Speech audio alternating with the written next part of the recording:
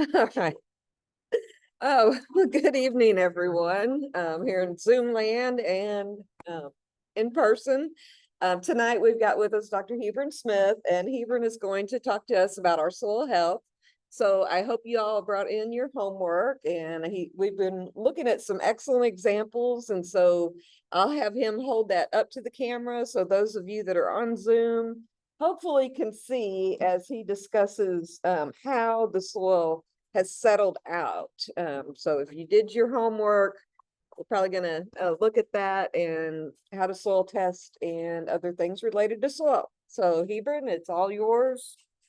Microphone's here, camera's right there. Okay, let's see if I can work this thing. Oh, there it is. Well, I get the right button.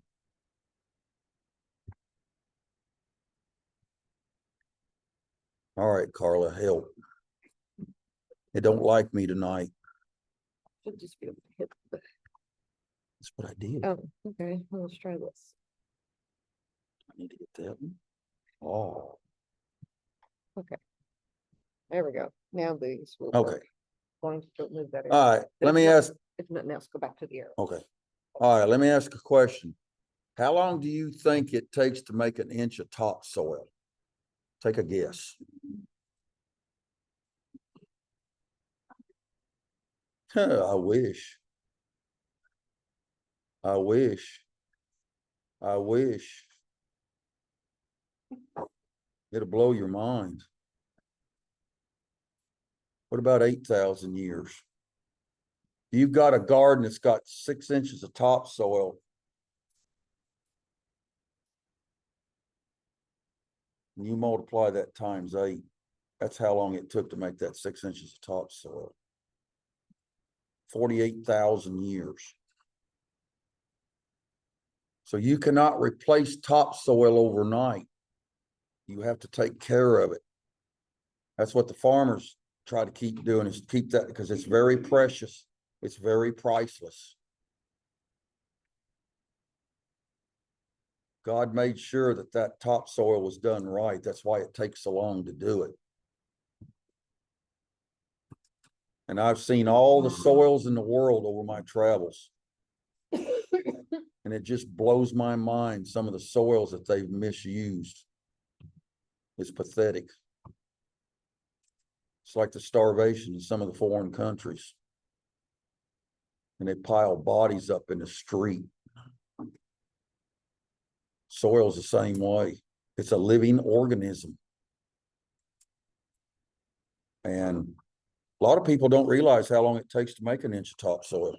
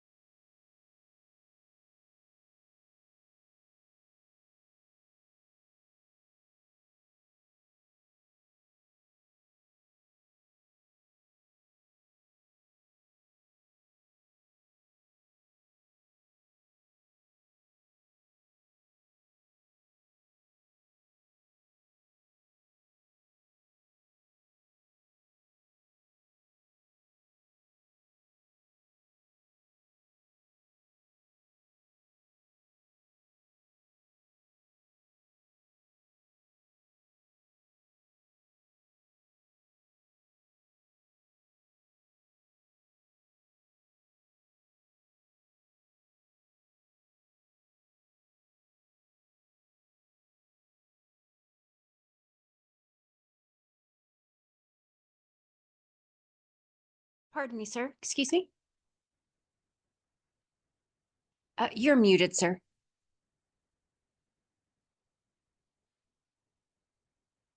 We cannot hear you.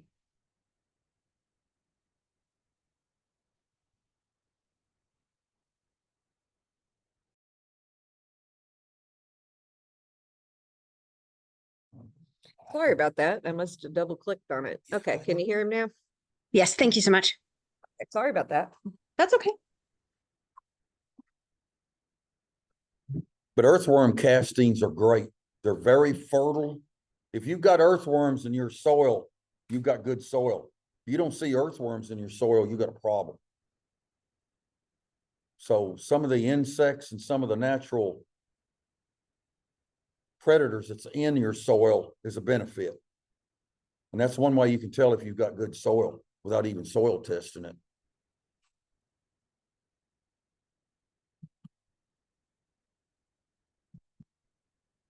All right, why do we need to know about soils? All right, it's where plants grow. It troubleshoots plant problems by looking at the soil and disease, antibiotic factors. And a lot of your diseases, you've got certain bacteria and certain fungi that's in your soils that can protect you from diseases naturally. You don't have to put all the pesticides and the fungicides on. And we're overdoing it. I mean, of course, when you intensify growing food, you got to do something because, and a lot of times they'll plant crop after crop after crop. They don't let it rest. So you're bound to build up a problem with insects or disease. We see that every day. All right. Water easily is given up by the plant. And of course, the soil organisms work. And if water runs off, you've got a problem. You've got soil compaction. In other words, the surface of the soil is so hard that the water can't penetrate the soil. So it just runs off. Or does it stand on the surface and just stays there for days? That's another sign of compaction. And you don't want that. If you get a 6-inch rain and you've got water standing, you've got a big compaction problem. Or if it all runs off, you've got a big problem, because if the soil's porous where you've got air spaces in it, it won't do that. All right, what is soil made of? Ideally, and there's no ideal soil. There's no perfect soil in this world. I was telling my students today about there's not a perfect world. Ideally, 25% air, 25% water, 45 to 48% minerals, and 2 to 5% organic matter. That can vary. I've seen soils in Michigan that had organic matter of 17%. Looks like peat moss, because your peat bogs are like that, where peat moss comes from. And it comes usually out of Canada. And then your soil organisms. And you combine all this together, and that's what makes your soil. And of course, you've got your minerals and your organic materials that go with that. And just think, a thimbleful of soil is only about a big teaspoon. It contains over 2 million bacteria and over 100,000 single-cell plants and animals. So it's very much a living organism. And of course, you got your little critters. These are, I call them prairie puppies, because I was born in Kansas and raised in Colorado. So we had these all the time out there. And sometimes they'd burrow deep enough where if you go across it with a tractor, you'd bury the tractor or your truck. It'd just cave in, just like a sinkhole. These little critters are nice, but they are a nuisance sometimes. But they do aerate the soil, though, very well. All right. The psychographic regions of Tennessee. Tennessee's divided up into three main different regions. West Tennessee, Middle Tennessee, and East Tennessee. And all the geology of them, the geology is the study of the earth. And the slope and the soils are related between each other. Some of them are a little bit different, but most of them's got very similar characteristics.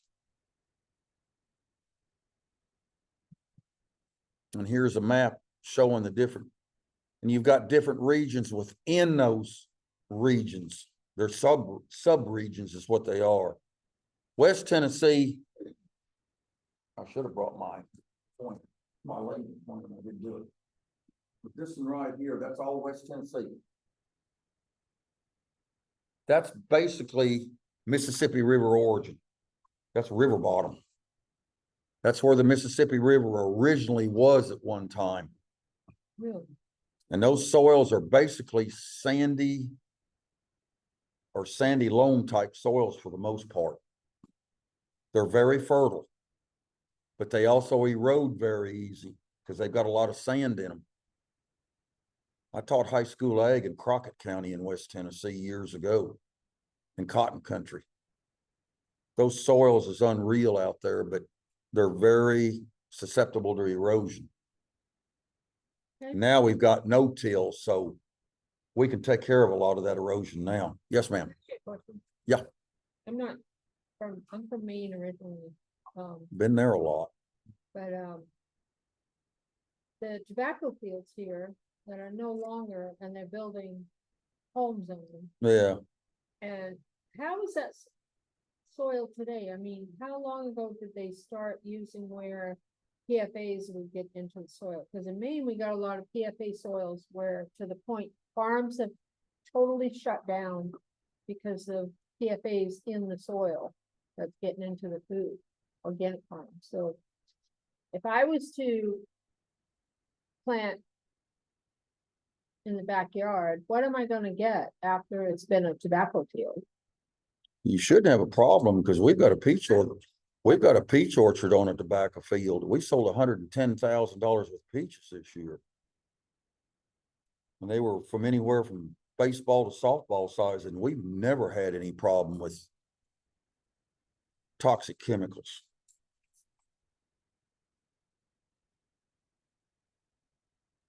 Mm-hmm. You would have to send that to an outside layout. Right. So if you're in an area where you think could be contaminated, I would definitely send off the soil and have it tested. But the chemicals that they use in tobacco, they do have to treat them. Yeah. So hopefully they have broken down by now. And again, think about how they do development. They take off the top portion of your soil, they take it somewhere else, more than likely they bring back soil. And- So I would say that your risk is probably low. But if it's near an industrial site, or if it's in an urban area, you know, your a business was, you know, a big higher. Yeah. Well, it- You know, it have, you know, might have lead or. Yeah, things like it's that. my daughter's, home. You can look at, Yeah, rate. her place used to be a tobacco plantation. And they've developed on this side of the house. And over here is a farm that's been there since 1977. So I was just concerned, because if we go, we're doing raised beds now, but going into the soil, But you could, I mean, if you want to talk to me later about it, I can. Yeah. give you a couple of sorry, I'm where gonna you pick up can do time, that, but, the pesticide residue, yeah, because for that, the UT lab in Nashville does, have. yeah. Yeah. yeah. And then A&L Labs in Memphis could do it too. I mean, they've got a whole lot of, But more than likely, you're gonna find residue. oh yeah, Yeah, even years later.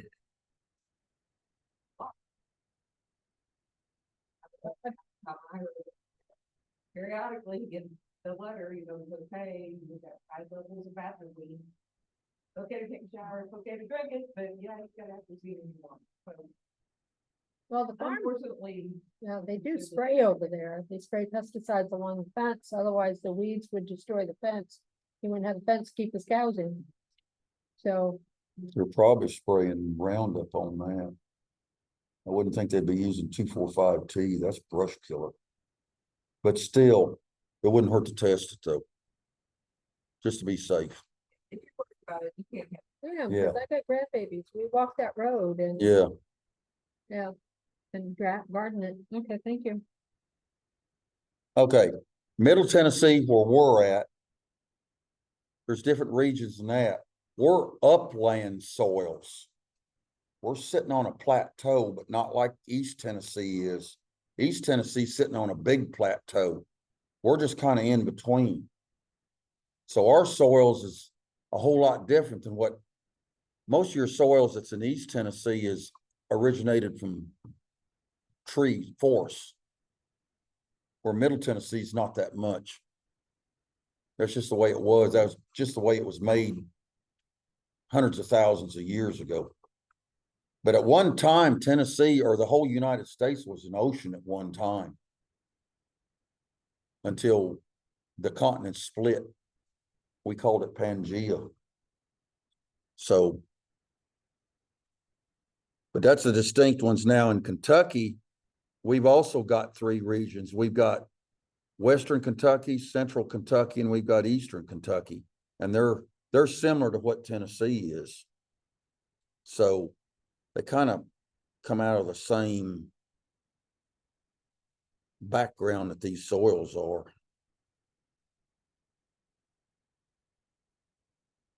What I gotta use, I'm used to a mouse. Okay, major land resources. The USDA NRCS.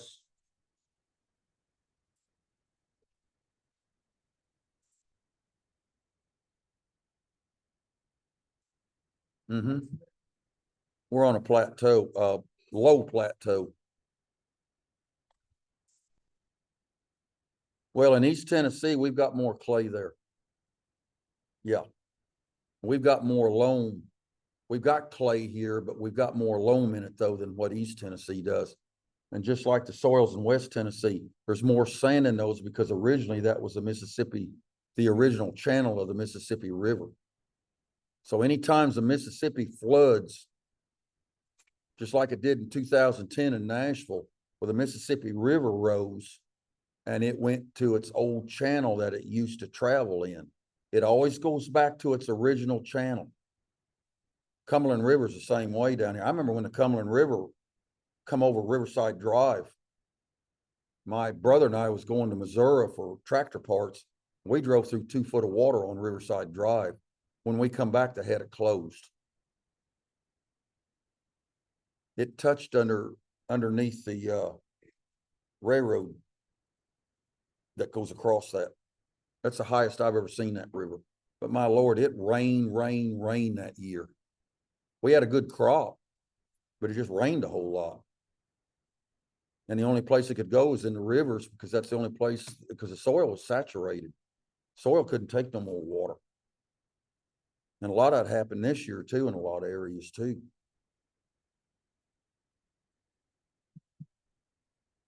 All right, the USDA Natural Resource Conservation Service, or NCRS, they are responsible for all this.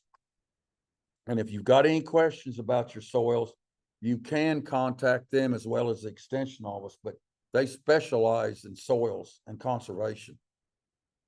So they really know their stuff. And these are the 8 different areas in Tennessee within West, Middle, and East Tennessee. We are known as the Highland Rim. That's what we're actually known for. And the pennyroyal goes into part of Kentucky too, up around Hopkinsville. Your Nashville Basin is right below Nashville, south of Nashville. And of course, you got your Cumberland Plateau, which is in East Tennessee. And then as the farther you get toward the North Carolina border, you'll have the Southern Appalachian ridges and everything, or that's the Appalachian mountain chain. that's connected to that. Then you got the Blue Ridge mountain chain too, doing that. So it all intertwines together. Everything's related.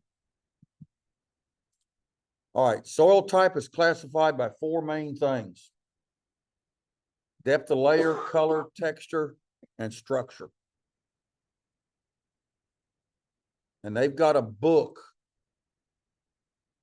The NCRS does. They've got a book that shows how soil is classified. You can get, it's digital now online, but you can get a book of Montgomery County, and it's got every soil type that's mapped in this county. It used to be hard copies. I've still got all my hard copies, but now you can get it online, which is nice. It's easy to get to. All right, the depth. The old horizon, we call them horizons or layers of soil. The old horizon is a very top inch of it. Then your horizon A is your topsoil, and that can vary from 1 to 10 inches. I've seen some soils that's got topsoil 6 or 7 feet. Our farm up at Guthrie, Kentucky, the topsoil in it is 26 inches deep. The subsoil is about 6.5 feet, and it's pure clay. In a dry year like we had this year, they don't bother anything because it holds the water. If that was sand now, that'd be another story. Your sea horizon is weathered rock. It's rock that's been broken up in small pieces, but it's not soil yet. It's getting there. And then, of course, your R horizon, solid bedrock. That's your parent material. That's your main parent material where it comes from. Our soils originate from limestone rock here, and mostly in Middle Tennessee. That's why we have sinkholes. Because the calcium carbonate that's in limestone reacts with the water and it gives away, and that's where we get our sinkholes at.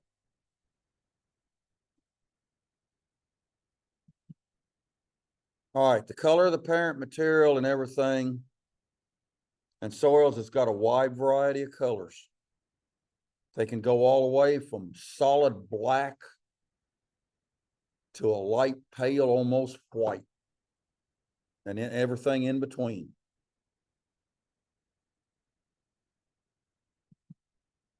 And this is a soil texture pyramid. Whoops. I didn't do that. Your top portion that's in red, that's your clay. And then where you've got your silt and your sand that mixes together, it creates different types or textures of soil. And this is what the soil scientists use to classify with. And they've also got a book that they use too. All right, soil texture. There's 3 types: sand, silt, and clay. Sand's your biggest particle, silt's your second one, and clay's the smallest. Sand, water just pours through it. It doesn't hold much water or any.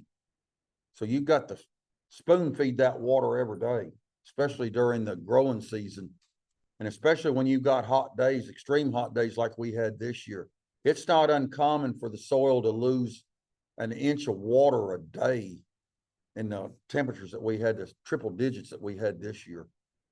That's nothing uncommon. Your silts will tolerate hot temperatures pretty well. Your clays will even tolerate more because the soil particles are so close together. They're real tight fit.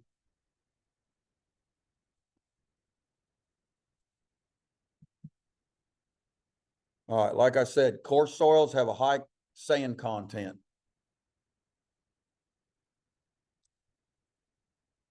Dryness, and it's hard to keep fertility up in a sandy soil because it leaches so bad. In other words, your soil fertilizer nutrients just leave because there's nothing there holding it. And there's not much organic matter in the soil either. All right, your medium textured soils, like I said, are loams or silt loams. those are your best soils. But sometimes you can't choose what you want. It's what you get. And in subdivisions, you don't have much of an option. Because the contractors just want to get it filled in and go. And when you buy your house, you've got a mess to straighten up. And it takes years to get it right.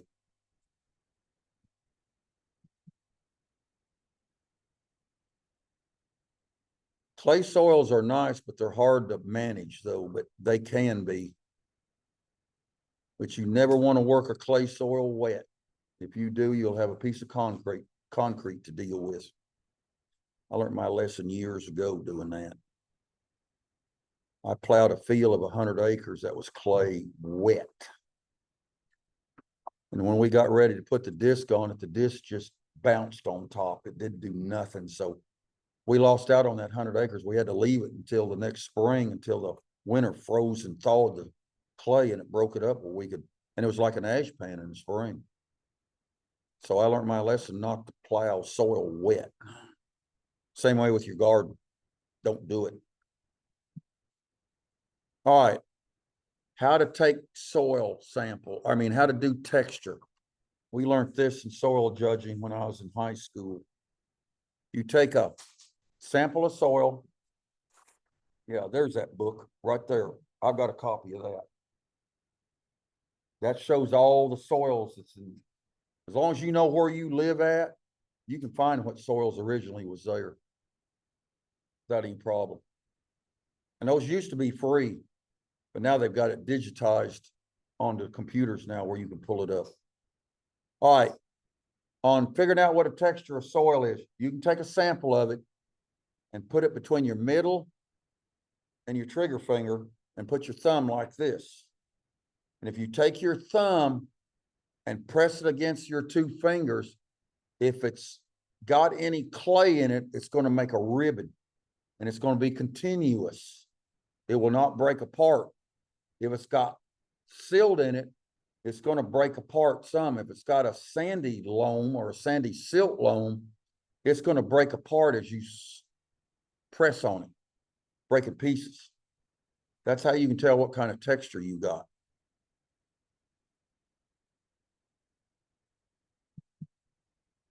And soil structure, there's 7 different soil structures. I've seen all of them. Some of them's not pleasant. Some of the soils in Mississippi are like prismatic or columnar. And they are, and the gardens are the same way. They are a bear to work. You really got to work your tail off to get them in shape, but they can be. Can I ask you a question?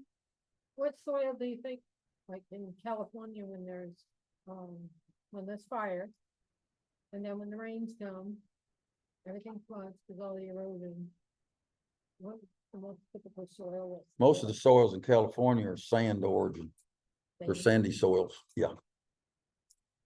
Because that was originated from the ocean. Yeah. And then when you get and they don't do controlled burns. Carla and I was talking about this. They don't do controlled burns anymore. So the vegetation builds up over the years. And then if we have a lightning storm or somebody throws a cigarette butt out or what have you, there's fuel for an enormous wildfire. And once they get started, you can't hardly control them. And it may take months. And there has been some good ones out there in California. And then when we get the monsoon rains out there, then we really have a problem. Either the side of the hills come down on top of the houses. They build them right at the base of a hill. And they know that that soil is sand. And if we get a whole lot of rain, which typical of California, you get a monsoon season, the house is destroyed and everything else in its path. It's like a mudslide. So they don't use common sense. And all it is now, it's money. So I'd rather have a good, safe place than have the money in the long run. All right, this is some of the soil structure in color pictures. And like I said, soil comes in all shapes, colors, and everything throughout the world. And we were fortunate, had worked with all of them in the past. Some of them I wouldn't want to go back to, but the soils in the Amazon and South America, those soils are unreal. They've got a depth, their topsoil is anywhere from 15 to 40 feet deep. And that's typical. We taught them how to farm in Mato Grosso in Brazil. They used our technology against us. But their soil, we've got a friend down there that farms 250,000 acres. He sells all of his soybeans to Cargill. And he wanted us to stay down there and manage his farm. I said, no, too far away from home. And we had an opportunity in Saudi Arabia to do the same thing years ago. We turned 33,000 acres of desert into a cornfield. We developed a corn variety that would survive at 140 degrees Fahrenheit. And the Arab prince that was there, he wanted to feed his people. So he called the company, and my wife and I went over there for 6 months and showed him how to do it.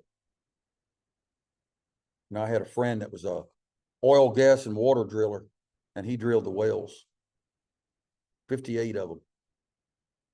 Hit water every time. Deepest well was 6 miles deep to water. And I witched them with a piece of baling wire and 2 vice grips. Because water's got a gravitational field. So when water moves, you've got a piece of baling wire that's steel and you hold it, it'll twist it until it breaks it. And that's how I did it. He thought I was full of it. I said, no, Harold. It's Harold Heil. I'll never forget him. Because we caught him when he was getting ready to get done in Texas in an oil well. And I said, what are you doing? He said, well, we're getting ready to go home to Colorado. I said, no, you're not. I said, how'd you like to make $8 million tax-free? He said, I'm listening. So I said, you leave your equipment where it's at. And I said, we'll get it and we'll fly it in to Saudi Arabia. And that's what we did. And he had a geologist. He had 2 geologists. And I told him, I said, just let them sit back and watch. He said, well, they need to know where we're going to drill. I said, I'll show you how you drill. And he didn't believe it. He believed it after he hit the first well at 5,700 feet water. So I didn't have a dry hole at all. He hit all 58 of them with water. And that's how it was irrigated. 302 bushel to the acre of corn. What that hybrid made.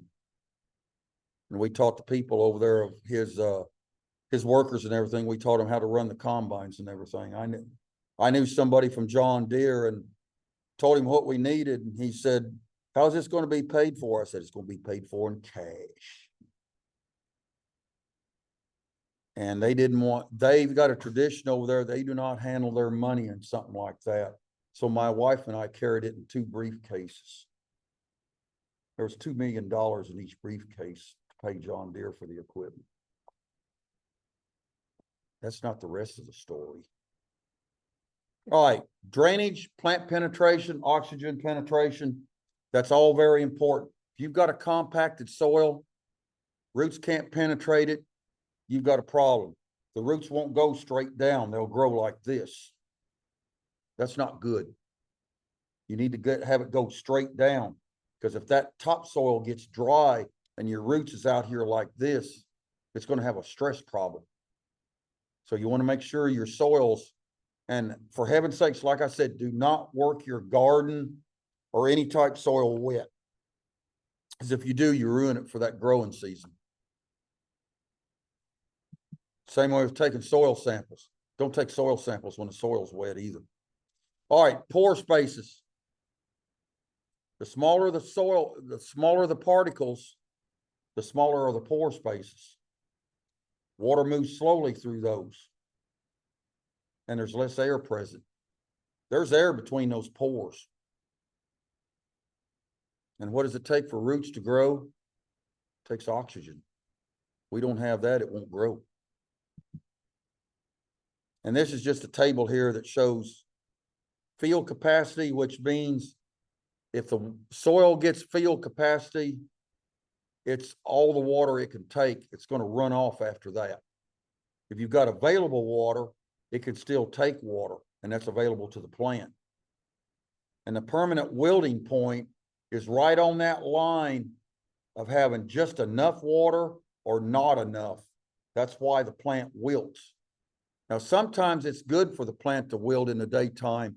As long as it's not wilted the next morning, you're fine, because that means the roots are going down and finding water deeper. And believe me, they did this year.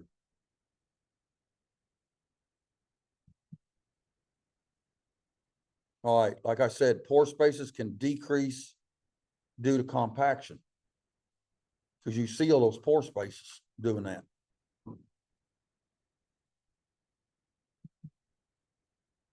All right, you can tell what kind of weeds you've got growing on your soil. If you've got hard, compact soil, these weeds here are common on those soils. Example, bluegrass, chickweed, goosegrass, mustard, morning glories. I hate morning glories. Hate them with a passion. My son plants them and saves the seed out of them. I tell him, don't you dare plant them where I'm going to be. Dandelions is another example. Nettles and plankton. That means that you've got soil compaction. You don't even have to dig down. You can look and see what's growing a lot of times. It's the same way with trees. You can look at a forest and see what kind of soils you got with the trees that's growing there.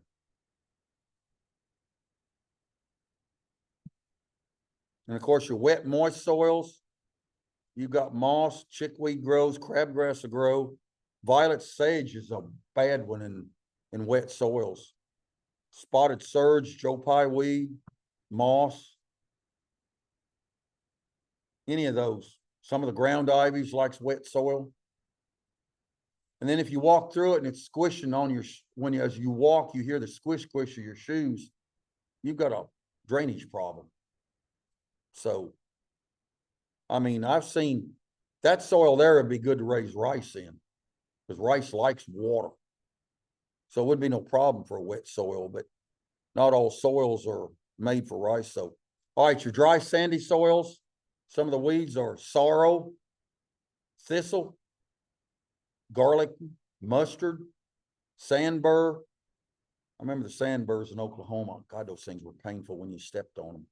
All right, yarrow, nettle, carpet weed, and some of your pigweeds. That's also called amorous. You can tell. That's a thistle right there in that picture. But thistles do pretty good. We had a field years ago, my brother and I did, that had solid thistles in it. It was a productive field.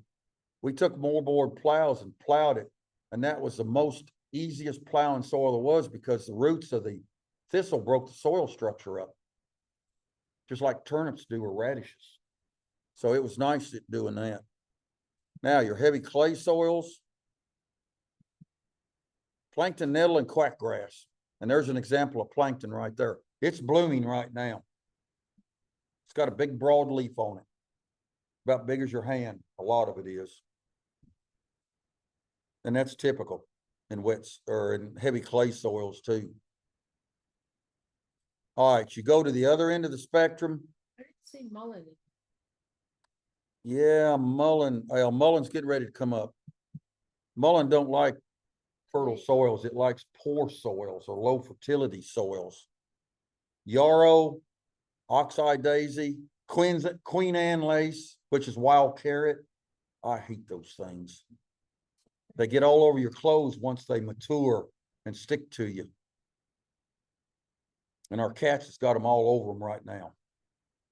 All right, ragweed. I've seen ragweed 12 foot high too in fertile soils. Fennel, of course, plankton again, mugwort, crabgrass, and some of the clovers. Now you've got some clovers that will live or survive in wet soils. Alsike clover is one of them. It was bred to withstand being underwater. I do have one question. Yes, ma'am. What about the weeds that grow? For example, I have some late bone sets, and I also have some goldenrods, but I know that they can be used for different things. What do you guys think about that? Like, do you just get rid of all of them, or do you keep some, or is it Well, okay? goldenrod's a good one for your butterflies and things. Okay. And hummingbirds do get into the goldenrod, but the butterflies and the bumblebees really like those. Okay. And on our farm in Kentucky, we leave those just specifically for them. Okay. And they go along with our milkweed. Okay. Usually we have all that we've got it in one corner, and that's all it's dedicated to is for the butterflies and the bumblebees. Well, can I take it from the middle of the yard and then move it somewhere else? Will that Sure, even you work? can. Yeah. Okay. Okay. Just let the weather cool off this Okay. fall, and you can move it this fall without any problem, or you can wait until spring and do it too. Oh, awesome. Awesome. Okay. Any other questions? And can I put like a partition, like maybe stones or gravel and rock to kind of keep it in one location? Sure, Is that that would be okay? no problem. Okay. All right. That's all the questions. Thank you. Thank you. Mhm. I love it when people ask questions. That means they're paying attention. All right, fertile well drained soils with a lot of humus in it. Foxtail, chicory, dandelion, persane, and lamb's quarter. Lamb's quarter loves fertile soils. We've got some lamb's quarter up there, and you can eat lamb's quarter too when it's young. We've got some lamb's quarter up there on our farm in a corner that we haven't bothered. It's about 14 foot tall, and it's stalking as big as my arm. But we'll leave it until it freezes and everything, and sometime in January, we'll clean it up. And if it's acidic, when your pH is low, oxeye daisy, plankton, knotweed, sorrel, and moss is indicators that you've got a very acidic soil. And that can be corrected. We'll get into that later.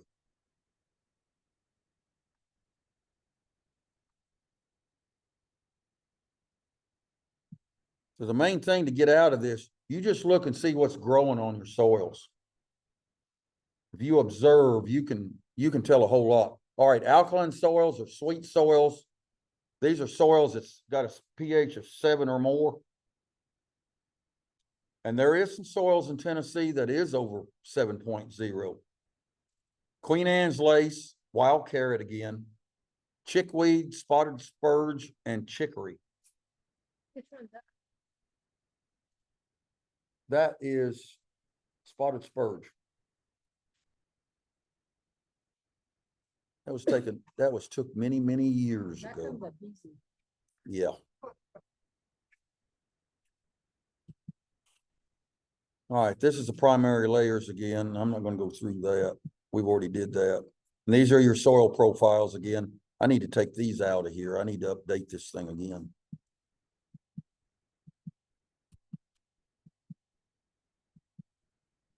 Can you make a comparison to what they've got for stars? Oh, doing the horizons? Yeah.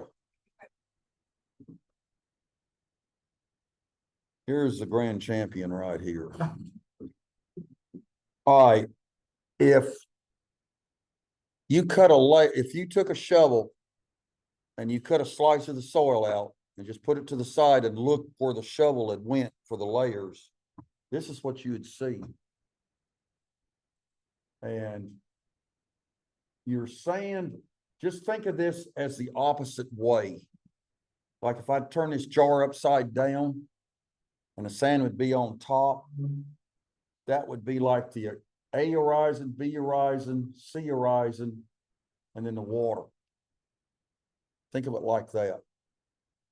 But this soil here originated from probably sandstone, not much limestone origin, because you've got so much sand down here at the bottom. So this is probably trucked in from somewhere. You got lucky and got some good soil because that's rarity. Normally they take that soil and they sell it. And then they put in subsoil is what they usually use. Very rarely do you ever get soil like this. See what, who else has got one? Oh, this is the one. All right, this has got a lot of clay loam in it. It's about half and half. So they'd class this as a clay loam soil. It's still workable. It's not like pure clay. And clay loams are good soils to work with. They'll hold a lot of moisture. But you just got to manage them. You put compost in it, something like that to amend it, it'll make it a little more easier to work. It'll change the structure of the soil. There's nothing wrong with clay loam soil.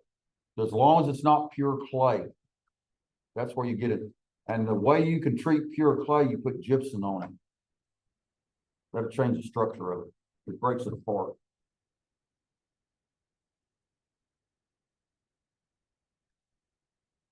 You've got a little bit of clay and it's just a little bit of layer right there. And you've got more loam in it because there's your sand down at the bottom. Hardly any sand in it. So basically that'd be classed as a loam soil. Ideal. You wouldn't have any trouble working that in the garden. That'd be easy.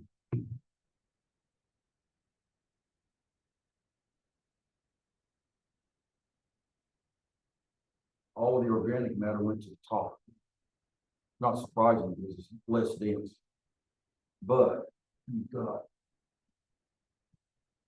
this is a sandy loam soil. You've got your sand right here. You just got a small layer of loam that covers that right there. So you've got a good sandy loam soil. That's good. Real easy to work. If you worked it with a little extra moisture in it, you wouldn't have a problem like you would with clay soil. And a lot of times, a lot of people does that because that they can get it where they get it worked and then they can get it planted and get the crop up or the garden up and it'll thrive without any problem. So I wish I had students. They love this.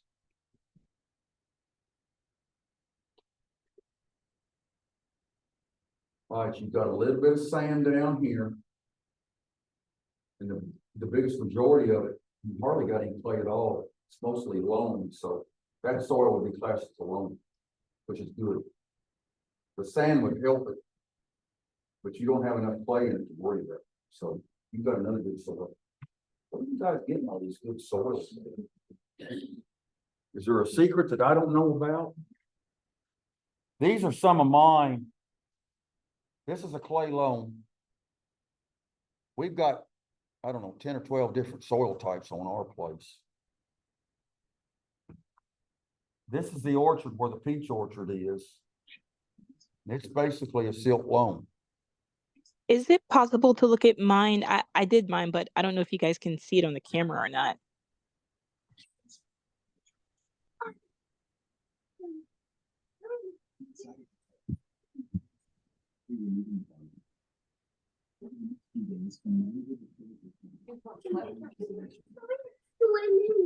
Is that, would that be okay or? Is this? I don't think so. I think it's somebody else. Oh, okay, hold on a second.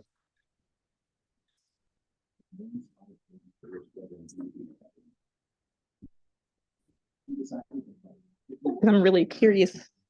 Okay, yeah, you've got to turn your camera on your end. Oh, okay. And if I can ask who's speaking, This is Brittany Gardner.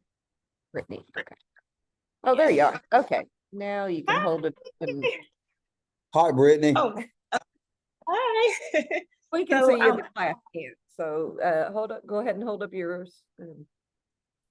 So that's my layers here. I don't know if you can see it or not. Yeah, it's hard, kind of hard Yeah, to I see. see the loam in it. Yeah. I see the sand in it. Yeah. Brittany, you do not have much clay in that soil. You've got mostly loam and you've got sand. It looks like it'd be classed as like a a loam soil is what it'd be like some of the samples that we've got here. You've got a good soil. Okay. Okay. Thank you. It's in an So you area though shouldn't- that I feel like maybe doesn't have great drainage, but Yeah, you shouldn't have any problem raising a garden or anything in that soil. Whatever you want to do with it, you should be good on that. okay. Awesome. Thank you. Hello, sir. Can you hear me? Yes, This is Cosetta Hurston. How do I show my jar also? see how close you can get it to the camera. Can you see me? Yep, I can see you. Try, Oh, try holding it. All right, now hold your jar up. Yeah. Jar up where your face, there. There you go. like that? Yeah, and tilt it toward the camera. There we go. Mm. All right, raise it up a little bit. Yeah, I see the layer of clay. And I see the sand at the bottom. You've got mostly a loam soil there too. A little bit more sand than what the other, than what Brittany had, but you've got a good soil. It's mostly Oh. loam. Okay, I took some from the front of my house where I have a flower bed, and then on the side of my house too, and mixed it. Then I add this salt that's not iodized. Yeah. Yeah, Is you got that- a good soil there. Okay. You can see pretty good, huh? Oh, that's Yep. good. Okay, thank you. Yeah, I've been looking at soil for over 50 years. Wow. Thank you. You're welcome.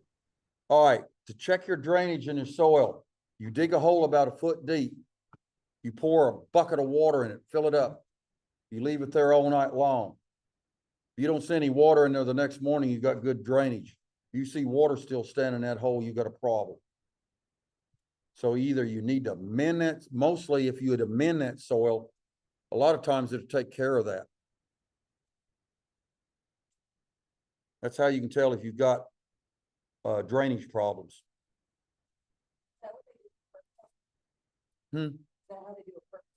Yeah, yeah. They just do it a little more complicated way, but the old fashioned way is doing it like this. This don't take much. Bucket of water and dig the hole, or somebody might charge you $500 for doing it. So, but you can also look at your soil too, and the color of the soil will dictate if you've got good drainage too. If it's got a gray looking color to it, it's poorly drained. You can't get oxygen to it. And there's no organisms in there to help it take in the oxygen and everything. And I've seen a lot of those soils like that. Louisiana, where they plant rice, those soils has got a gray muck looking color to it. But you plant rice in that, and man, they can make rice like crazy. But you can't put corn, you can't put soybeans in it, you can't put vegetables in it, or even a garden, but you put rice in it and it grows like crazy. And it's a poorly drained soil, and they flood it. They've got about a foot of water in that when they grow that rice. And then they also take the same field and they put spawns in it. It's like shrimp, and they'll harvest them and then harvest the rice. So they get two crops, crop of rice and crop of them. So that's how they, basically the spawns will pay for their input costs on their rice. So they still make a little bit of a profit.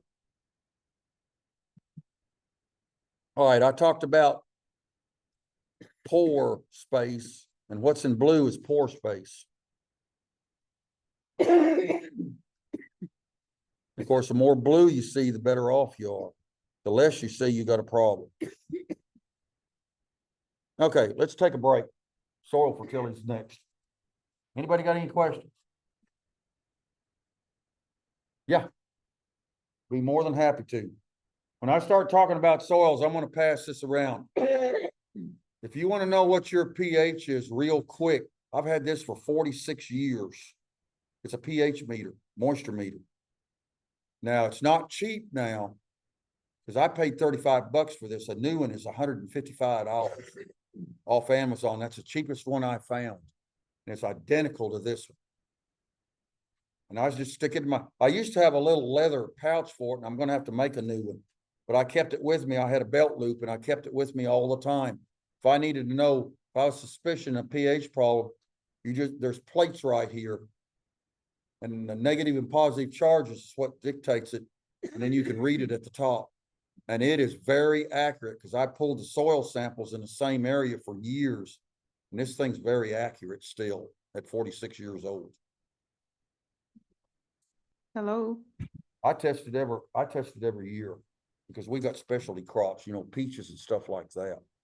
But generally, every 2-3 years is fine, unless you've got a problem. If you've got a problem, you need to check it every year until you get it corrected. So that's the rule of thumb. All right, we're on break. All right, let me go check samples.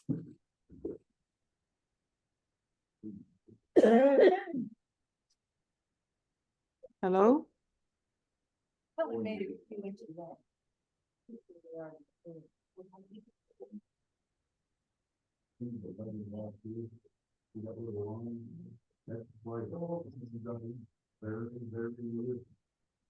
Stands down the bar.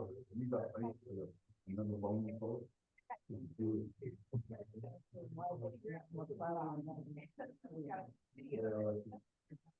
Way the water is. I can take it up again and make it like that. You got things. I think it can choose a spot. Yeah, this one is like almost like a sandy bone. There's your plate kind of float. But you don't have much plate.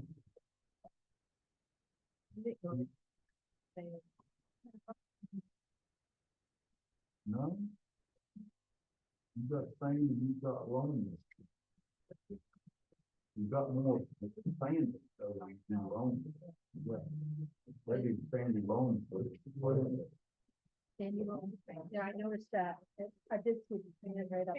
Farm fresh eggs, I brought them with me because the second batch of chickens started laying and my supply is way more than my demand for my current customer. So.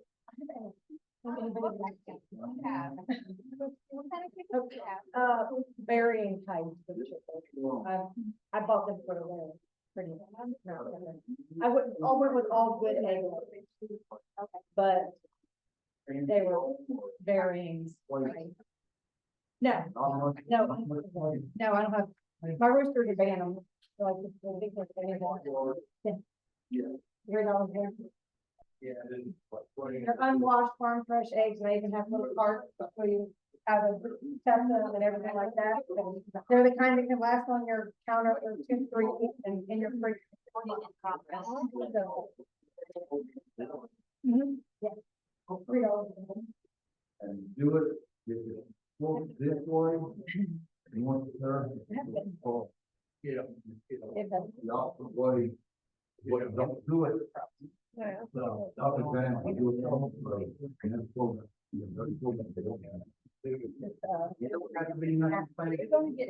No, I know. Oh, yeah. Or just all come down. You can do multiple. Bunch of other ones. Carrots. If each time you build carrots, it's slow down in the year. That's just like farmers, you do that. They used to do that. They don't have to be one. Yeah, you can put. Oh, my chickens are on pasture all the time, so they're not, they're out the cows, eating everything. A lot of that is.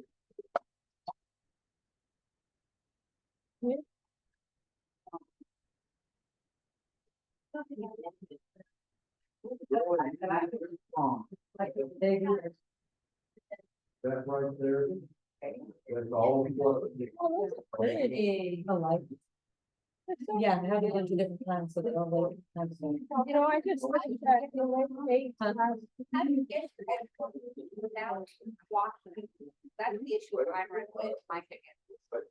You can, I don't wanna wash them. you can clean them as long as you can cold cycle and paper towel. Yeah. Because you won't probably go. So it's fine. When you take it out there, you spray it out. I'll go back. Yeah, it's totally different coloring. I did. When you- follow, too, so. So Right in the middle. Cold water, doesn't. More about phone too. After working with it for all the years.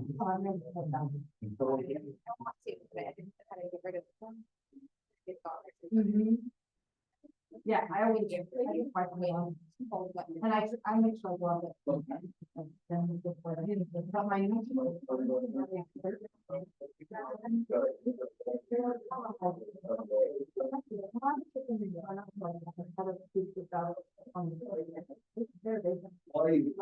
one.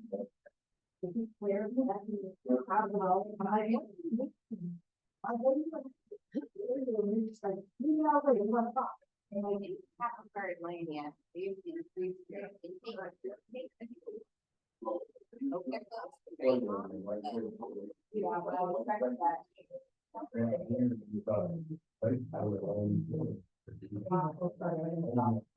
We try to get along so. We're trying to stay away from.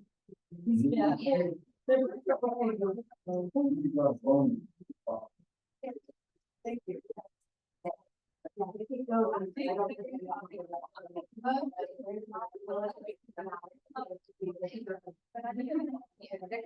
Yeah.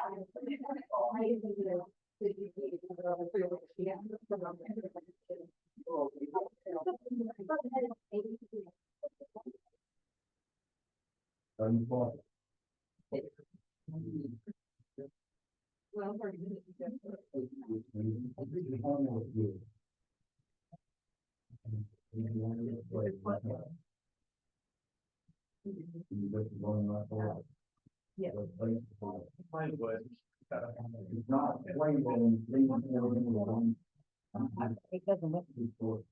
So, at Freedom Down Road. Yeah. So.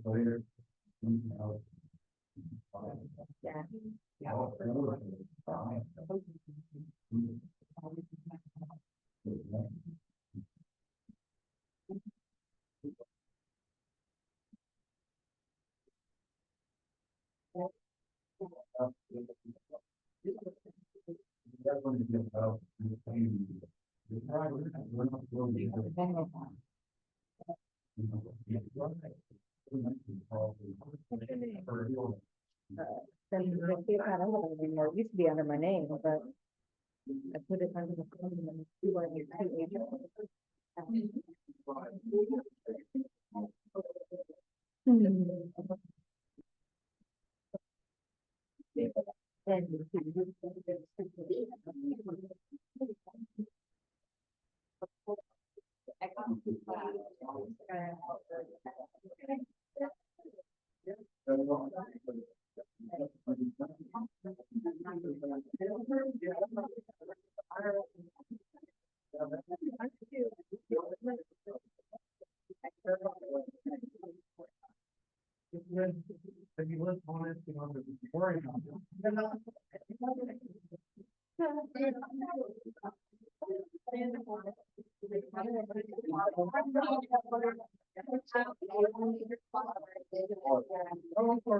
No, I'm trying to get the whole thing. I'll, no.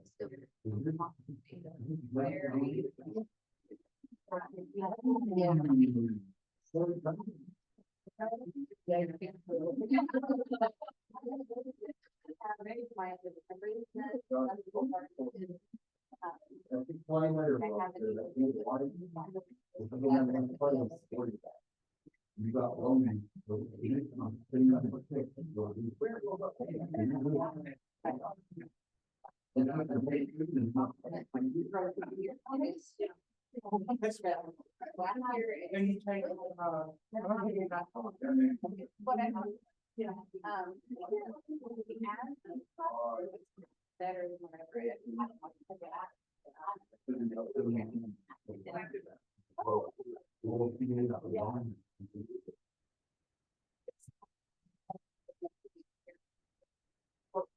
Okay.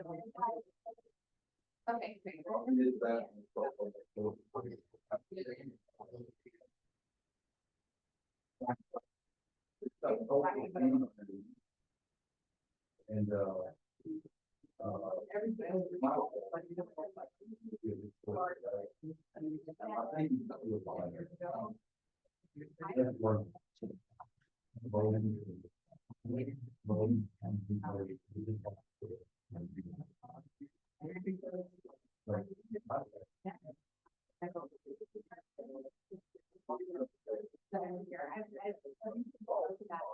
She got here and oh,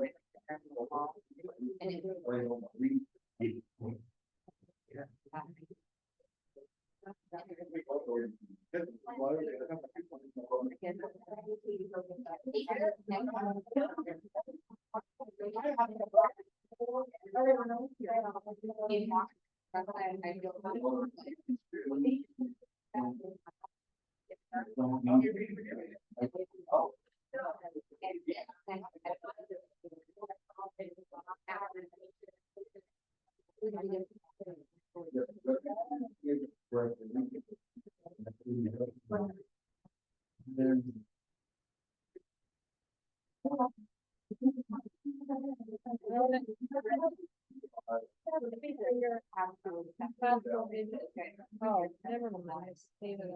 All of us. I just take you three. Okay. blueberry, strawberry,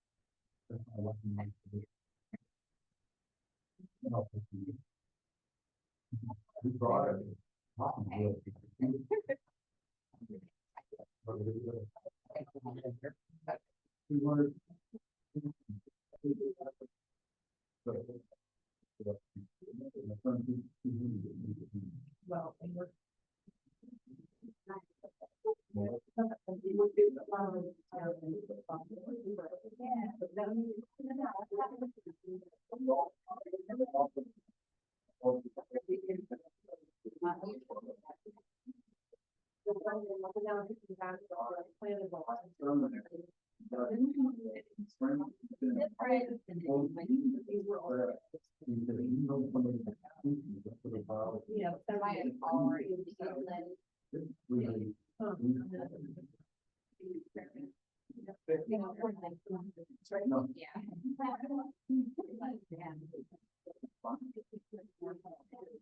Oh, I had.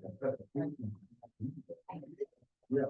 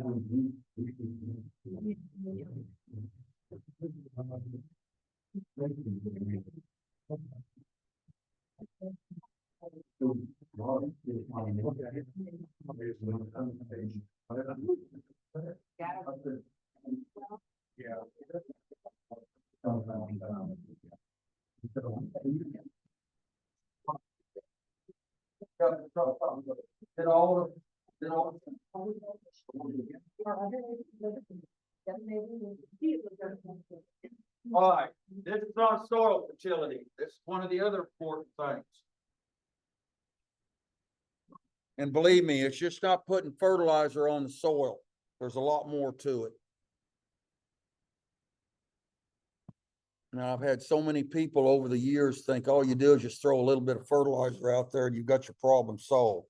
No, it's not that easy. I wish it was. But like I said, I've been doing this for about, I don't know, 25, 27 years. Doing this same, or a presentation similar to it. I've done other presentations, but soil fertility is one of my fun ones. All right, terms and definitions. I always start just like I do in the classroom. You've got to know your vocabulary before you can get into the nuts and bolts of it. Essential nutrient. That is the main part of a fertilizer element, is the essential nutrient that the plant needs. And the examples are the three main nutrients. We call them N, P, and K. Nitrogen, phosphorus, and potassium. K is a chemical symbol for potash or potassium. That's the three, no matter what, you've got to have them. You don't have them, you might as well go back in the house and sit and drink tea or something, or watch TV, because you're fixing to screw everything up. All right, a deficiency is a plant condition or one of the essential nutrients like nitrogen, phosphorus, or potassium is lacking. And you can tell when the plant grows if it is. You can tell if that plant's sick, just like you do with a child or yourself. You know when your body's not feeling good. Well, you can look at a plant and tell that too. And a symptom, like I said, you can see it. It's visual. And I don't know how many farmers have stopped by our place every year. And this spring was bad about that because we had a lot of rain and a lot of the nitrogen leached out of the soil. And I was wondering why their corn was all yellow. Didn't have any nitrogen. Couldn't produce chlorophyll. Said, you need to go in there and put some nitrogen on it. You can either put it on with a sprayer or you can spread it on the ground. And just as soon as it rains, it'll take care of it. And the fields that I saw and walked, a week later, they was real dark green because they put the nitrogen on it. They had everything else right. The soil tests were fine, but they had excess rainfall. And nitrogen is one of the nutrients that leaches out of the soil really easy. It's movable. Your phosphorus is the least movable. Your potash is the second movable element. So basically, you don't want to put any nitrogen on your garden or whatever you're doing until spring. You put it on in the fall, you might as well forget it because it's going to leach out with all the snow and the rain that we have during the winter months. All right, fertilizer is naturally manufactured. It's actually a synthetic. Comes in a dry form, a liquid form, also comes in a gaseous form. The farmers use the gaseous form for their nitrogen source, most of them. That's anhydrous ammonia. It's very volatile and it's very dangerous. I remember when I was in high school, a farmer got that on his arm and I could see his bone when it burned it to his bone, took all the flesh off. So they ended up having to amputate his arm because they couldn't save it. There wasn't no skin there. The anhydrous ammonia. Anhydrous ammonia is about 396 below 0 degrees. Very, very cold. So you got to know how to handle that stuff. And if you breathe just a little bit of it into your lungs, you're dead. It will just tear your lungs all to pieces. Well, the reason they do, because it's a higher source of nitrogen. It's 82% nitrogen compared to the other. So it don't take as much. It covers a bigger area. But the thing of it is they have to knife it in the ground and it has to be covered up as they knife it. And they've got equipment that does that. And it's got to lay there in the soil at least 3 weeks before they can plant because it's got to go through that nitrogenification process to get it available for the plant. If they plant it too quick, it's going to burn the seed up. And they also knife it in when it's about knee high. Temporarily. And then they come back. And then the organisms just flourish after that. It's just a temporary fix. And then they're fine. But that's just part of using it. And there's a lot of it used in the spring. Liquid form, you can spray that on.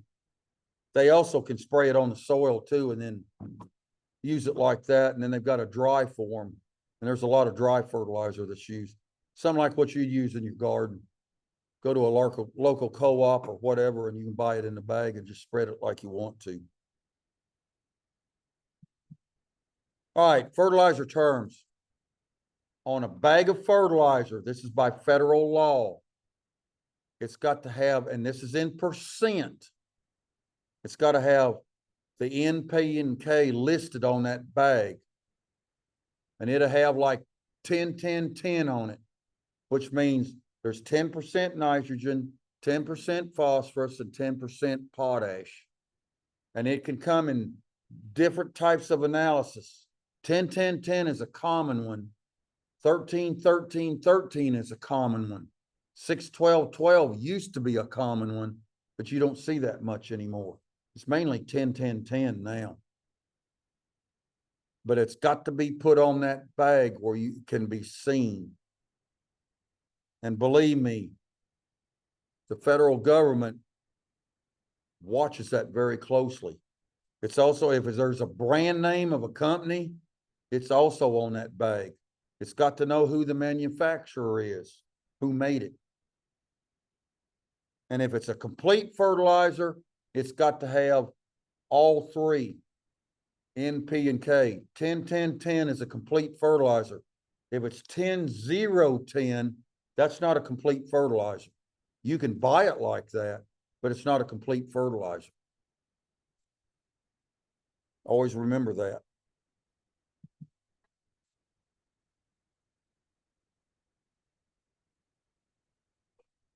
All right. It's 10% by weight is how they do that. And that's all I'm going to say because it gets very confusing. Yeah, they've got, usually their filler and bag fertilizer, the dry form, usually they use sand. Sometimes they'll use pelleted lime. So actually, if you put the fertilizer on, you could get some lime with that because the fertilizer is coated with lime. Is how they do that. They just use it as a filler. Sand is the cheapest, but a lot of them now is putting lime pellets and they're impregnating the fertilizer element on the lime pellets, or you can correct your pH. Because when you put dry fertilizer on, it does lower your pH temporarily, and then it comes back. And when they put the lime and put the fertilizer on that lime pellet, that neutralizes the acidity of that fertilizer, which makes sense. That way you don't have to worry about your pH. Now, if you're putting anhydrous ammonia on, your pH can go from a 7 to a 4.0 in a heartbeat. But once the bacteria starts back, it'll build that pH back up to 7. That's why you have to wait about 3 weeks for it to react. There's nothing wrong with anhydrous, but gardeners don't use that. They use the dry form or the liquid form. I wouldn't recommend using anhydrous at all because it's very dangerous. All right, this is an example of a bag. This is a turf fertilizer or for lawns. They've got a 16-4-8 here. And then down here on another analysis, they've got a 26-4-12. In other words, it's 26% nitrogen, 4% phosphorus, and 12% potash. And then it's got a guaranteed analysis on it. It's got to have that tag on it or a sticker on it or imprinted into plastic or whatever their container is. That's required by federal law too. It's got to meet the minimum percentage that they've got in numbers on there. It can be more than that. But if it's less than that, they'll put a stop sale on it. And it won't be, you can't sell it. Whoever's selling it. Yes, ma'am.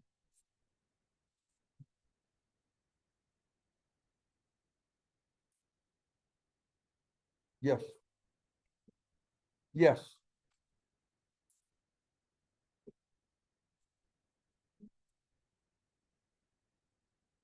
Yeah. Potash is used for flowering. Nitrogen is used for growth. Phosphorus is used for root production. And potash is also for stronger stems. Okay. Nitrogen is for growth. Phosphorus is for roots. Potash is for stem production. Makes your stalks or your stems stronger. Now, farmers that specializes in raising seed corn out in the Midwest for the farmers to plant it next year, you can manipulate those 3 elements. Like if you plant parent A and parent B, and parent A is getting ahead of parent B, you want them to tassel at the same time. You can put potash on parent A, and it'll make it flower 5 to 7 days earlier than parent B, and it'll catch up.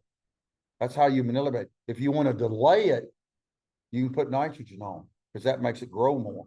There's always tricks like that. You can do it in the garden the same way. You've got some plants that don't look too good. If you want to make them earlier, you put some more potash on. And if you want more vegetative growth, you put nitrogen on. So there's different ways of manipulating. You can use your trace elements or your micro elements too the same way. We've done it for years. I have a question. Yes, ma'am. So the thing you're speaking of now about nitrogen, phosphorus, potash, you can use that for indoor houseplants too? Is any of this Yes. related to indoor houseplants? Yeah, that'll work on indoor, and they've got special little packets, and they call them fertilizer spikes. And you can just put a little spike down in your pot, and just leave it. And every time you water it, it releases the fertilizer. You don't have to worry about it. They've got them for Oh. African violets. They've got them for orchids. They got them for whatever plants you want. But you can also use a liquid fertilizer like Miracle Grow or what have you, or Expert's the generic version of Miracle Grow. It's actually Okay. manufactured. Miracle Grow manufactures the Expert brand of plant fertilizer. Okay. If you want Another to save question. $2, buy the Expert. Okay. Another question. So everything we're learning is not just about just outside in the garden. It's for house plants too, or indoor, when you're potting Yes, plants house inside. plants also, doesn't make any difference what I'm talking about here. It also applies to house plants too. Oh, okay, great. So when you were talking about like today, and I just neglected this plant that somebody gave me a couple weeks ago, and I realized, oh, it's out back, and so I poured water into water, and immediately when I poured the water in, it all ran out. So I coming out at the holes in the bottom. I was like, oh my goodness. So you were talking about when some soil is something wrong with the soil where the water just started running out and immediately. What was you saying? So the soil must not be good in there. Well, what they've done, they've probably put either pieces of pot or they've got gravel in the bottom of that pot, so it drains real well. And all you need to do is just pour some more water on it multiple times to make sure that you're getting that soil with the right moisture in it. You can stick your finger down in it and you can tell if it's moist or not. Okay. And I'll probably bring something next week. I don't know if you'll be there, but also like for house plants, the pots you put them in. Sometimes you buy those decorative pots, they don't have holes in it or whatever. And I had some plants that are real pretty, and I plant them in here, and I got a window in each room and everything, but I kept thinking it's not getting enough light. But then all of a sudden they start dying, start turning brown, and start dying. I'm like, wait a minute, is it because there's no holes in the pots? Is not getting air, water, what? Yeah, it's either probably not getting enough water, or the first thing you need to do on a plant that's starting to get sick is check its root system, because it could have a disease. Okay. I actually have a question too, if I can squeeze one in. Okay, ask. So I have like an apple tree that I want to transplant into my yard, and the area is just filled with rocks because the previous owner laid like a rock bed down. Will I have to remove all of those rocks before I plant the apple tree, or can I put down something over the rocks and just dig a hole to put the tree in? It'd be better, dear, to remove the rocks. Ah, Well, it okay. sounds like there's way too many in there. Yeah. Put you some peat moss in the bottom of the hole, and you could put some compost in it too, or you can amend that where it'd have a better soil to work with rather than the rocky type soil. Okay, because I feel like the rocks are not very deep into the ground. Someone put like decorative rocks, like a bunch of landscaping rocks on top of the soil. And so I figure if I dig and like, put the soil that the plants are in already, because they're in pots right now, then maybe I could still use that area without having to get wheelbarrows and. Yes, you can do that. Okay. All right, excellent. Any other questions? No, not at the moment. Okay, these are the 10 essential elements. Carbon, hydrogen, and oxygen comes from the air. Your phosphorus, potash, nitrogen, sulfur, calcium, and iron are fertilizer elements. Remember, nitrogen, phosphorus, and potassium are your primary elements. That's what they're called. Your calcium, your sulfur, and your magnesium are your secondary elements. Magnesium is the core of the chlorophyll molecule. If you don't have magnesium, you're not going to have photosynthesis. Because chlorophyll is some of the process of photosynthesis. We're getting this into the molecular level right now. We're talking about photosynthesis at the high school. Sulfur is also a process in photosynthesis as well as amino acids. And plants has got certain amino acids that it needs. Calcium is part of your pH. both your pH and the calcium needs of a plant kind of intertwine each other. It's like a domino effect. Your iron and your manganese, not magnesium, but manganese is also one. Remember, magnesium is the core of the chlorophyll molecule. Always remember that. It's Mg. And if you get a magnesium deficiency, you're going to have yellowness as a plant around the veins of the leaf and everything. And you can take Epsom salts, which is magnesium sulfate, and you can correct that real fast. I've used that more than once. Yes, ma'am.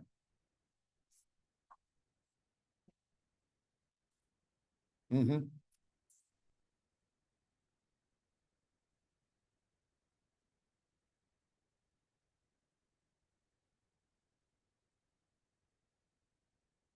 Yeah, you need to put a very weak solution of complete fertilizer on that orchid. I used to raise orchids.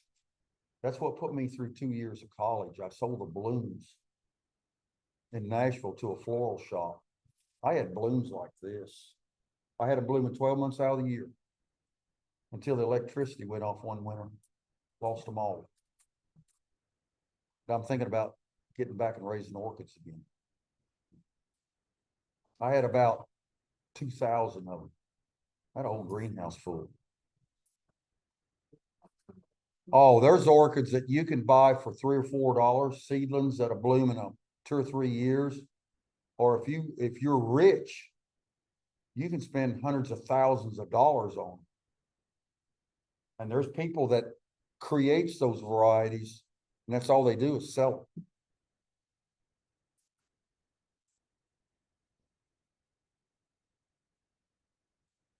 That'll work. Yeah, that'll work fine. Yeah, they regrow. They'll start regrowing after they quit blooming. They'll sit there for a little while, and then you'll start seeing a new growth coming out at the base. And it won't take them very long to get that growth started and grow. They should bloom anywhere from once to twice a year, depending on what species of orchid it is. Oh yeah, I had some that stay in bloom a whole year. Some of my cattleyas and some of my cymbidium orchids. Phalaenopsis is the same way. And some of your paps, I call them paps for short, but they look pretty deep, but they'd stay in bloom like 6, 7 months. Yeah, I'm very fond of orchids. I love them. I still love them. All right, anybody got any questions? Because I'm going to have to move on before Carla bites my head off. But I've had a lot of questions, but that's good. All right, functions and nutrients. Carbon, hydrogen, and oxygen, of course, any plant needs. That's the process of photosynthesis and respiration. Photosynthesis is a building up process. Respiration is the tearing down process. I'll just leave it as that because it can get very complicated. And approximately 95% of the weight of plants comes from photosynthesis. You've got good photosynthesis, you're going to have good, healthy plants. All right, primary nutrient product. We've already mentioned this. Nitrogen's mainly for growth. You want to give it a punch in the gut, as you would say. You feed it a little bit of nitrogen. Don't go overboard with it. A little bit's better than a whole lot. And you can always add more to it if you need to. You can look at the plant and tell if you're putting enough on. As long as it's got a good dark green color to it, you've got ample nitrogen. All right, phosphorus, especially root growth. That's the main part of phosphorus. It's also good for seed formation and germination too. Phosphorus can contribute to having the crop earlier, but potash is the one that really makes the difference in that, besides the stem strength. Potassium, like I said, it makes bigger seed, stiffens the straw or the stalks, stems, and it definitely enhances plant earliness. All right, your secondary elements, calcium, like we said. How many's had blossom end rot in tomatoes? That's because the calcium is tied up, especially if you get in a dry spell like we had this summer. Blossom end rot was atrocious. You can spray calcium chloride. I had one tomato with blossom end rot, and I planted 27 plants. I'm pretty damn proud of myself. You're lucky. Because normally it just eats them up. Don't plant a lot next year. But make sure your pH is good with calcium in it. And that'll alleviate a lot of your problems when you get in a dry spell with tomatoes. You won't have that blossom end rot. These pictures are old. I've got to update them, but the plant, you can tell it just don't look good.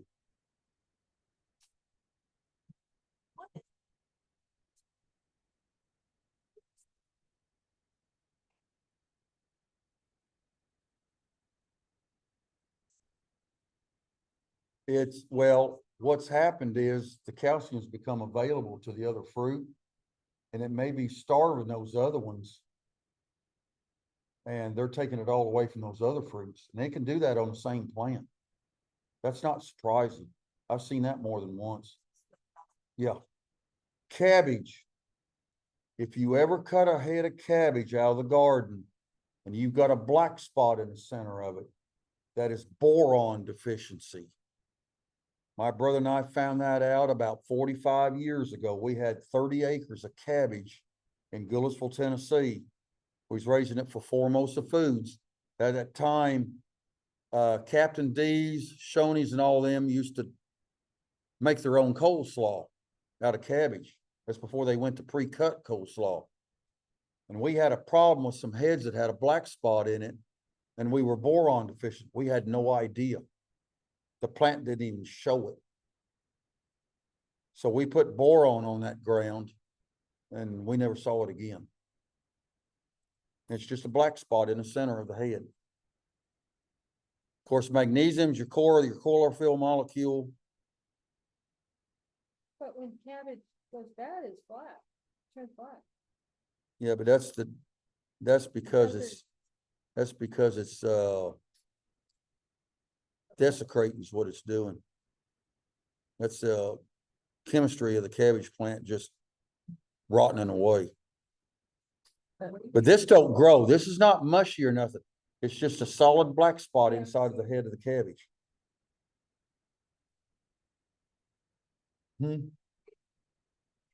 No, the ones that had the black spots in it, we just had to leave in the field and destroy it. There wasn't nothing we could do about it. But we got it corrected the following year. We set 100 acres that year. And actually we were the largest cabbage grower in Davidson County at that time. And we never had any problem with it. And the reason that Formosa Foods went to us, they found us on the farmer's market down there at Nashville. And they bought 4 or 5 bags of our cabbage. And Joe Formosa himself come and talked to us. And he thought we had got that from Florida. And we told him, no. I said, it's grown about 10 miles outside of Nashville here. And he wanted to go see the fields. So we took him to the fields. And he couldn't believe what it looked like. I've got pictures of it. I've got it on color slides. And he didn't ask no questions after that. And another thing, it didn't have any worms in it. The cabbage that he was getting out of West Tennessee had nothing but worms in it. Poor quality. We strive for high quality. We didn't have any worms in our cabbage. That's another reason he bought it. Family recipe secret. No, we used a herb that we used to put on the cabbage plants by hand. We just sprinkle it on. And it kept the cabbage worms away.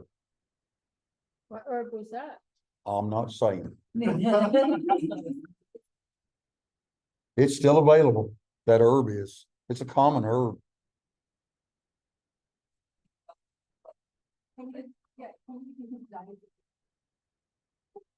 Do what? Yeah, you can use some of that, but it's not as good as what we were using. I'll give you $20 for your secrets. Now I've got the curiosity. It's a marijuana. No, heavens, no. No. Oh, You know why we had a peach crop this year after it froze 4 times? I'll tell you that secret. We sprayed our peach trees with blackstrap molasses and salt. I learned that when I lived in Colorado in high school. There was an elderly gentleman that raised peaches for years on the western slope of Colorado.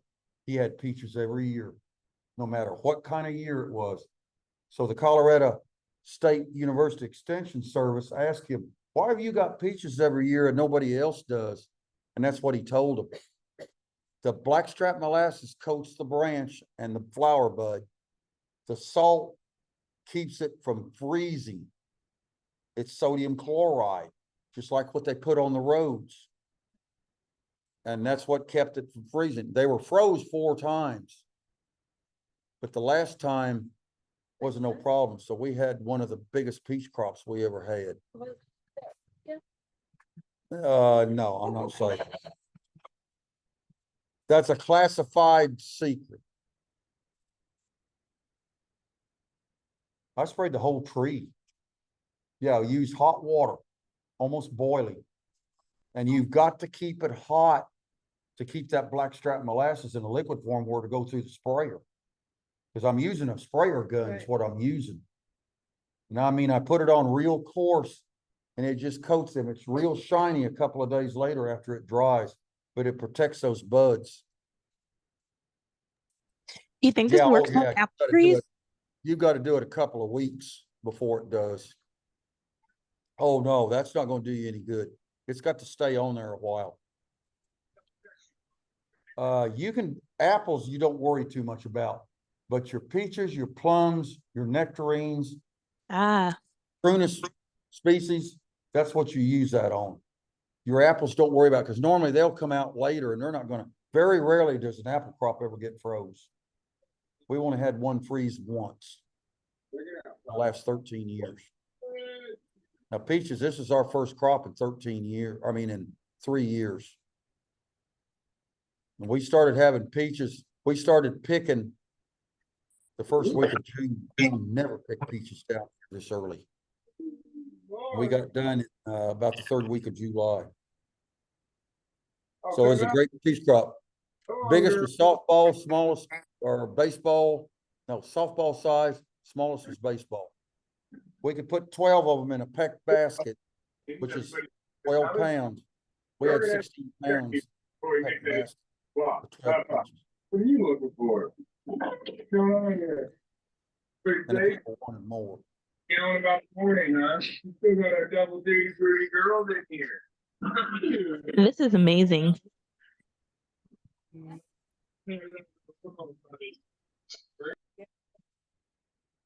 We may have to, I'm not sure if somebody, Oh, what they were saying. I don't know. Did somebody have a question or have we been hacked into? That wouldn't surprise me. Well, let's see.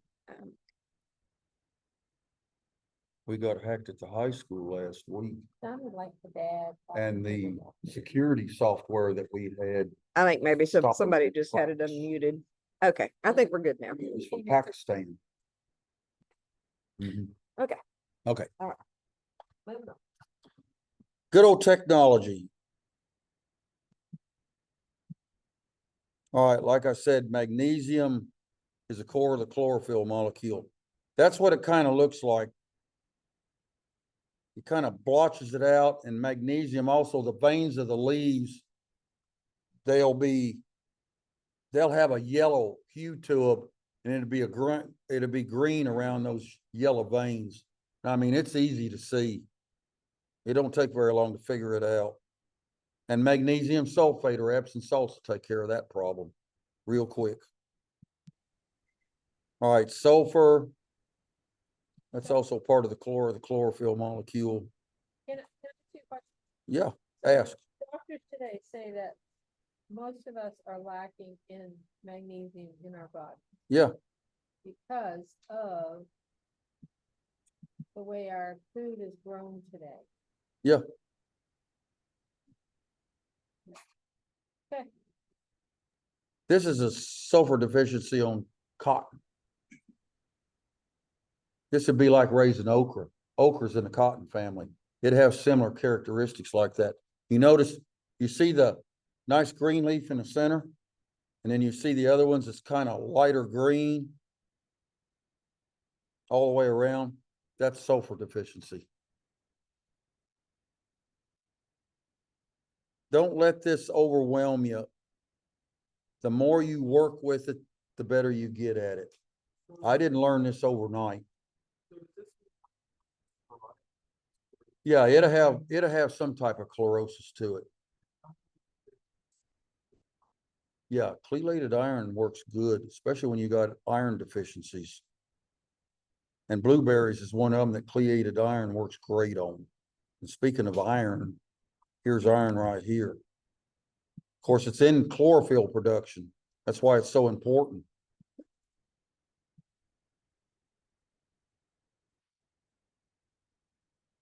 And you've got the mottling and the chlorosis with that on the young leaves, not the older leaves, but the young leaves. That's because they're growing rapidly, so they can't take up enough iron to compensate for the fast growth that they do. A lot of these elements like this does that, and here's an example of it right here. Now, I mean, they can get pretty chlorotic. If you don't get it treated, it'll kill the plant completely. Weakens it so fast. There it is there. Copper, they found out in the last few years that copper is important. They used to not say too much about it, but they're finding out that it is important. And it's also in connection with iron. It helps the iron be available more to the plant when you've got copper involved in it. It don't take much. Iron and copper, you don't use hardly any. It's just a very minute type amount. You don't go out there and pour a couple of pounds on. A couple of pounds would do you for a lifetime on an acre or two. So you use it very sparingly. This is on small grain. It'd look like this similar on turnips or radishes, some of your brassicas. Zinc is another one that's important, mainly for plant metabolism and amino acid. It also helps the growth hormones in the plant too. Corn's no problem to see it in because it's got a big white stripe down the middle of the leaf. That's how you can tell if you got a zinc deficiency in corn. And they didn't realize this until about 30 years ago. They started seeing it.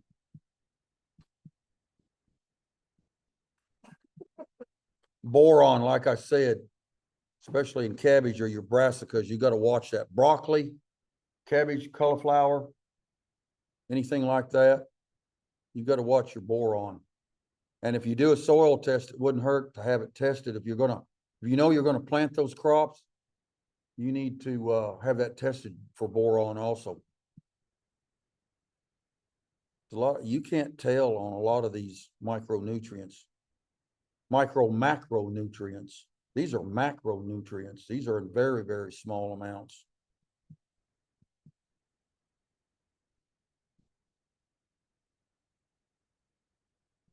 I'm used to having a mouse, so bear with me.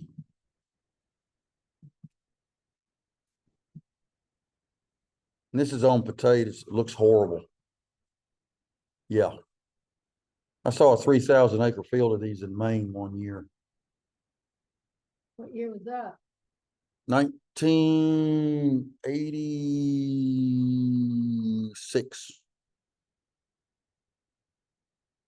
Farmer caught a hold of Cargill, and of course we were corn and soybean breeders, but we have boron deficiency in corn and soybeans too.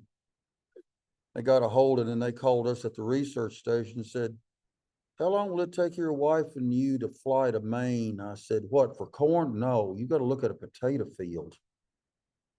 And it was one of their customers that raised a lot of corn. They bought a lot of seed corn from Cargill. So that's the only reason we went there, is because of that. We had to make the salespeople happy. So we did. All right, manganese. don't get manganese and magnesium confused. Manganese, the chemical symbol for that is Mn. Magnesium is Mg, but it's also important. And it's also a micronutrient.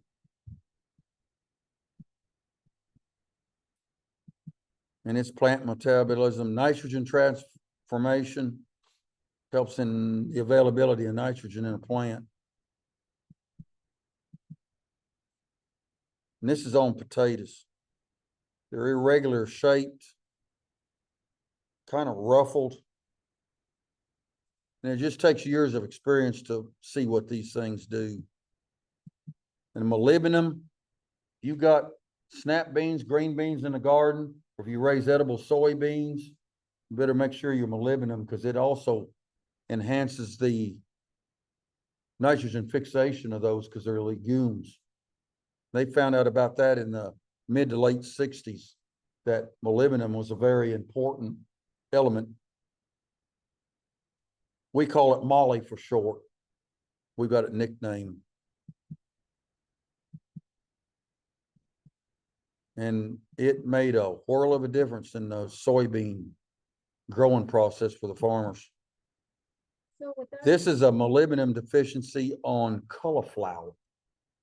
It looks like it's wilted, but it's not because it's shutting the plant down. And you can see that on broccoli and also cabbage too. It'll do the same thing to the leaves. There's not much difference between those three brassicas. And also Brussels sprouts. That's another thing that it'll affect. Chlorine, they found out a number of years ago that chlorine is a necessary element. Usually chlorine is detrimental, but they found out it's not detrimental. So you've got to have a little bit of chlorine. Some of your fertilizers, especially your potash, if it's muriate of potash, it's naturally got chlorine in it. If it's sulfate of potash, it doesn't hardly have any in it or none. That's got mostly sulfur in it. So you got to remember where your source is. And muriate of potash is common.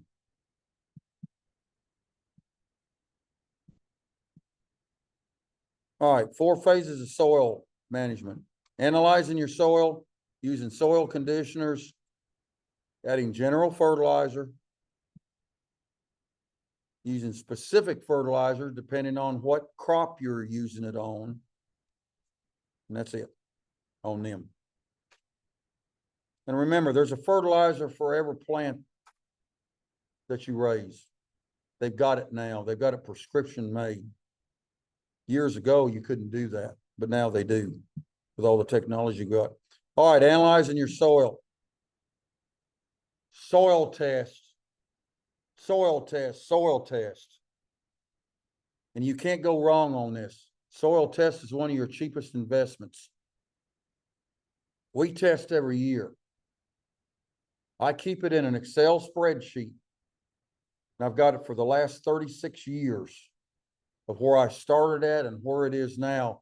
And I can go in there and make a bar graph or a line graph, and it goes from the bottom and it just keeps climbing up because I took that soil from nothing to something. And it's very highly productive soil. The peach orchard, the only thing we put on that peach orchard is nitrogen. We don't have to put anything else on it because it had tobacco in it for 23 years. So we've got the soil fertility built up so high on that. That orchard's been planted 13 years. And the trees are huge. I've got to get the guy out of Michigan to come down and prune them for me. He's got a machine that can go through there and top them like a hedge. It's been about 3-4 years since I've had that done. It's easier for him to do it than me. Let a machine do it. I'm not no spring chicken no more like I used to be. And my knees are titanium. My hips are titanium. I've had my knees replaced 3 times. My hips once. Wasn't for Dr. Beasley here at Clarksville, I would be walking like I am now. That's who my orthopedic surgeon was. All right, Carla, is it still $15 a sample? Okay. And that's a great investment. You can't go wrong. And Carla's got some sheets here. You've got codes that's on the back of the sheets. And you can go with 4 samples, right? For the same price. Yeah, 1 sample, 4 crops. So that's cheap. You're only talking about what? About $4 or $5 a sample. That's nothing.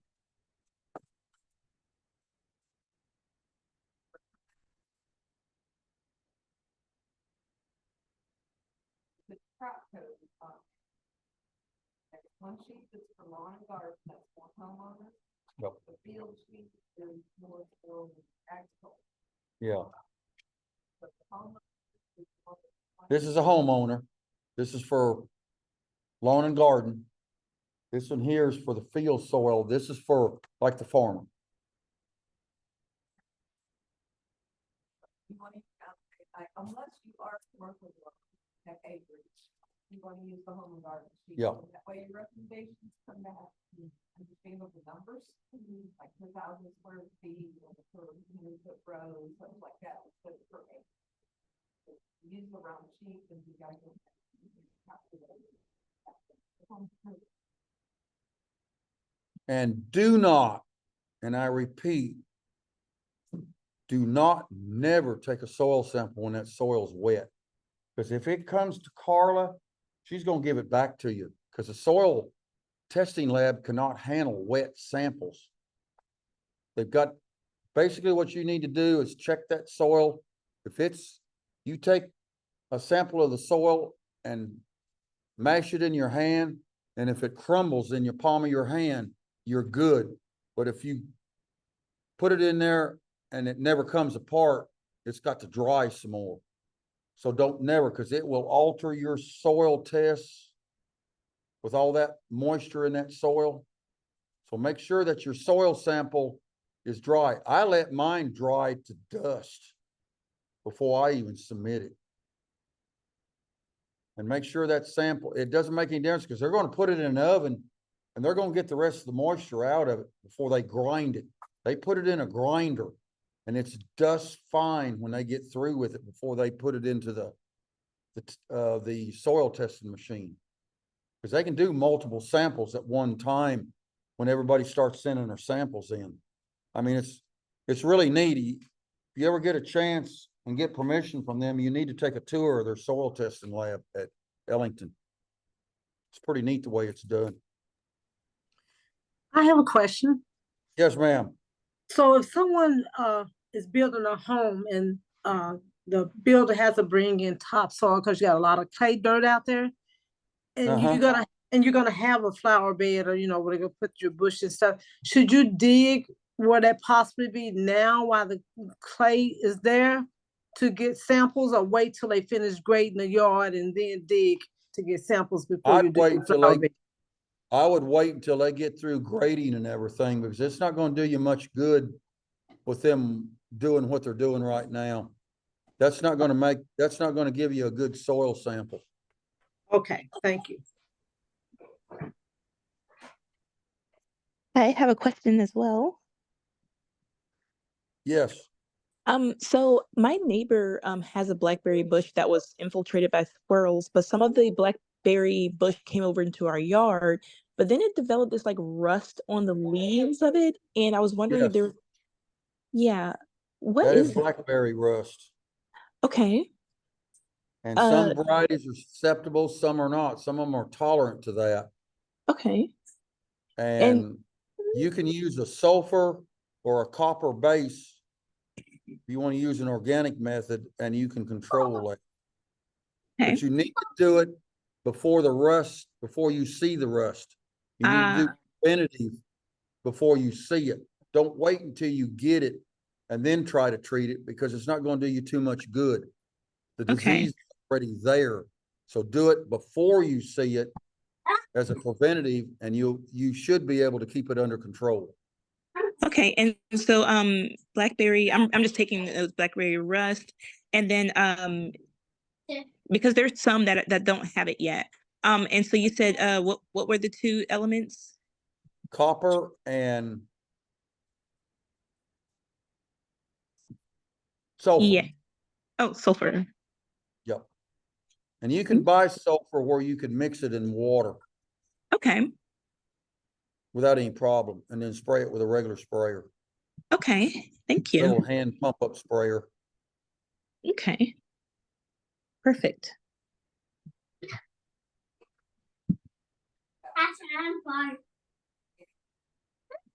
Yeah. Organic matter is like, for example, if you take your garden, when you get done with it, let's say you're done with it now, you sow it in a cover crop, something to protect that soil during the winter. We use crimson clover, vetch, sometimes barley, sometimes wheat, sometimes rye, and then we throw in some radishes. Just depends on the way I feel when I do that and what's available. And I'll sow that sometime late this month or early next month. Let it come up and let it stay on there all winter long. Then in the spring, we get a dry spell either in mid to late February like we did this time, or in March. I will either plow that ground with a moldboard plow, because I've got a small tractor that I can do that with, or I've got a big rototiller. Now, I'm not talking about a rototiller like this.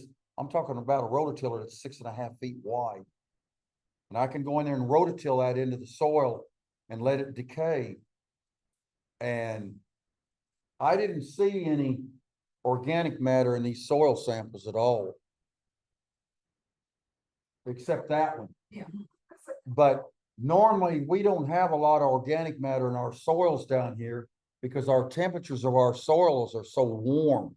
You see those up north, but you'll see if you leave it or you work it long enough with a cover crop, you will start seeing that soil kind of change colors to a darker color. And when you work that soil, it just comes apart real easy. We call it like an ash pan. It's like wood ashes in the old days. And if you're doing that, the more you do that, the better the structure of your soil is. And the organic matter can vary from 0 on up to 17, 20, 30%. Where the peat moss comes from that you use as a media, that comes out of Canada. That is prehistoric soil that was half decomposed. It didn't have the oxygen in it to completely decompose it. So they've got special machines that goes in there and it just skims across at a real thin layer and it breaks it up. And that's how you get your peat moss. They call them peat bogs. And you can Very wet. So they have to halfway let them dry enough where they can get in there and get that peat off.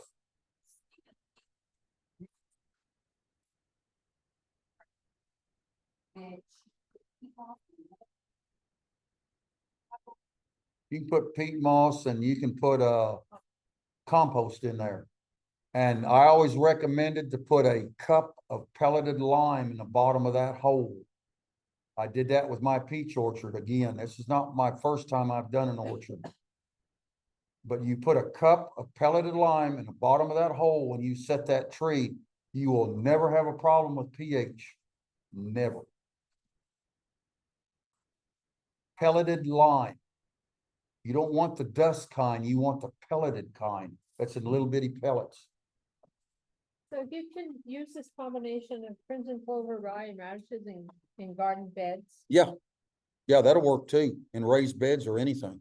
for the cover crop. Yeah, there's a cover crop. That holds the soil. It keeps your, whatever nutrients you got left in the soil, that cover crop will take them up, it'll store them.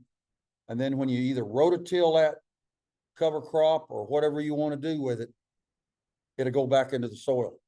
So you don't lose anything. And it also keeps the erosion down.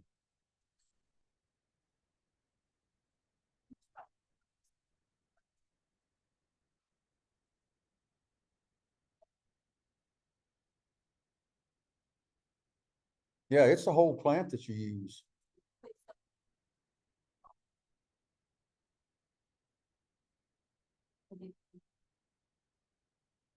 Well, you can eat them too, because that helps your soil too.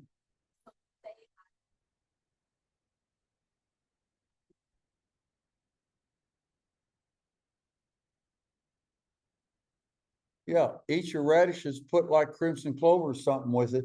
When you get done harvesting all your radishes, you still got a cover crop on your ground. I've done that before too, with radishes. Yeah. Yeah.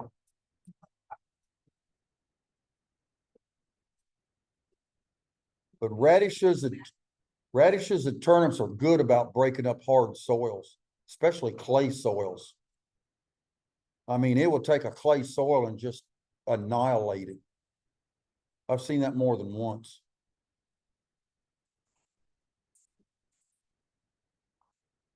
Okay, been to Washington State a few times.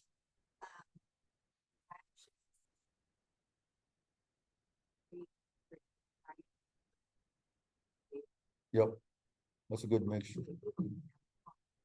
Yeah. And I'm not telling. And it's none of the above that you mentioned. That'll No. be a regular. No, no, heavens no. All right, Question. I heard, green beans were a good cover crop, just bush beans. yeah, you can use them in a rotation. Harvest the green beans or butter beans off of them, and then you can plant something else right behind it, like radishes, turnips, But something they that's don't real matter. quick growing. No, bush beans are not. They're only summer. They're summer annuals. You can use Australian winter peas that you can plant this fall and they'll grow all winter, and then you can rototill them in the spring. Yeah, yeah.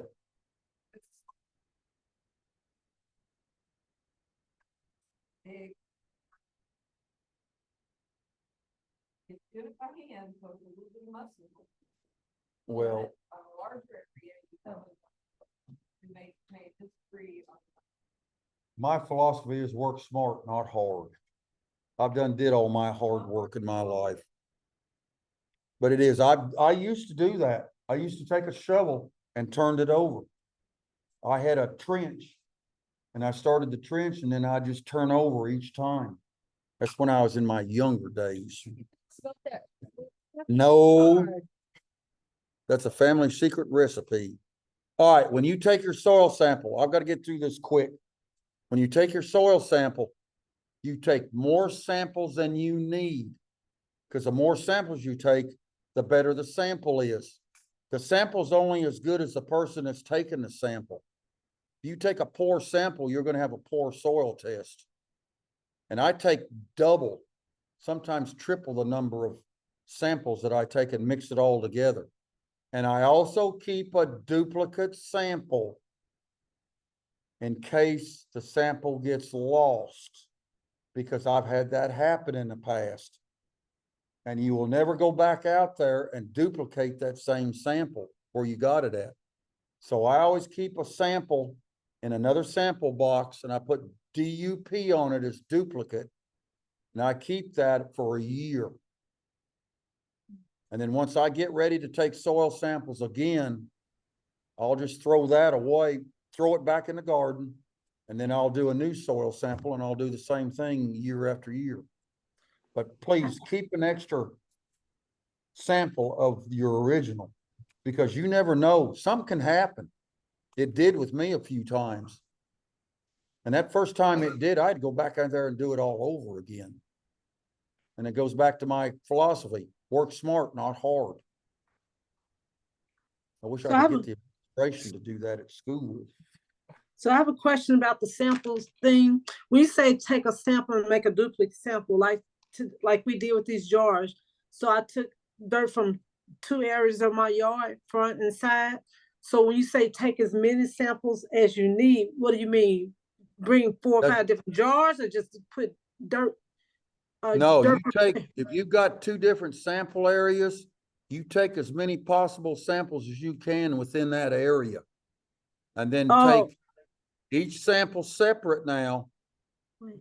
or when you get them all mixed together out of that one area, or when you get all the samples taken in that area, you mix them all together, and then you can put your sample in the soil sample box. But you need to take as many as you can in whatever area that you're taking your soil samples out of. If you've got Okay. more than one area to sample, you're gonna do that with every area that you need to sample. Okay, so I have 4 beds, so I take, what, 2 or 3 You samples take from four, front you take bed, the four side different bed, the back samples bed? and Oh, do about 3 or 4 samples per bed. oh, I got you, okay. And you'll And have so, 4 separate samples. okay, so I have 4 jars. Okay, yes. Is that for each side, 4 jars for each side, each area, 4 jars for each area? Is that what you're saying? Yep. Oh, okay. Because the more samples you got, the better your sample is. I learned that many years ago. Okay, thank you. All right, I'm gonna skip some of this. All right, soil pH refers to the amount of hydrogen ions that's in your soil. It's either acid or it's alkaline. Acid is sour, alkaline is sweet. Our soils here in Tennessee, Kentucky, and so on are acid. One reason is because of the rainfall we got, the climate that we got, and the origin of the soil. So at times, ideally, you want a pH between 6.5 and 6.8. 7.0 would be great because it's neutral. All the soils that we've got on our farm is between 6.8 and 7.0. And we haven't limed in 10 years now. We don't put the high fertilizer rates on our soil like we used to. And then we're using, of course, the orchard sowed in sod, and I mow in between the rows of trees. So the sod in between the trees does not get fertilized. It's only fertilized within the row of the trees. There's no sense in wasting that fertilizer, and all you're gonna do is mow it. And I don't wanna be out there mowing it 3 or 4 times a week. You put nitrogen on that and it will grow fast. So we put the nitrogen on around the trees, each individual tree. Sure, it's time consuming, but it's more efficient doing it like that. And your soil test will let you know if you need lime. They'll tell you so many pounds per square foot, so many pounds per 100 square foot, or so many pounds per 1,000 square feet. So the soil testing laboratory will make that recommendation. And you need to get a soil sample now if you don't know what you got. You need to get the soil sample now, get it sent in, and if it needs lime, you need to put it on now. Because it takes about 6 months for it to react to the soil. You just don't put it on and it's automatic. It's got to take time to react to the soil. The finer the lime is, the quicker it reacts. I recommend using pelleted lime. It's less dust and it's a whole lot easier to apply. And that's what we use when we have to lime. We use pelleted lime all the time.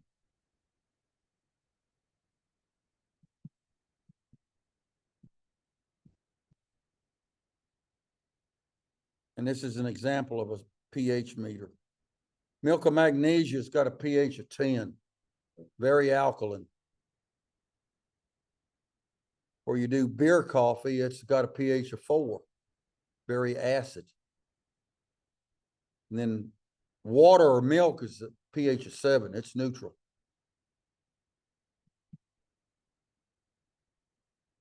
And the farther west you go, the higher the pH is. The farther east you go, the pH is lower. It's acid because of the rainfall and everything that we have east of the Mississippi River.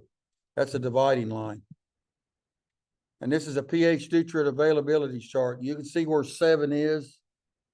And anywhere from about 6.5 to 7 is your ideal pH. Unless you're raising blueberries, something like that, or azaleas or whatever. You need to have an acid soil. Anywhere from about 5 for azaleas to about 4.5, 4.8 for blueberries. And you need to make sure your iron is readily available for your blueberries with that lower pH.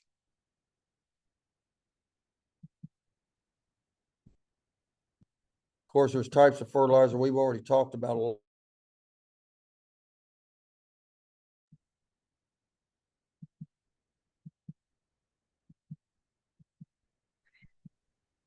So I'm sure you're overwhelmed.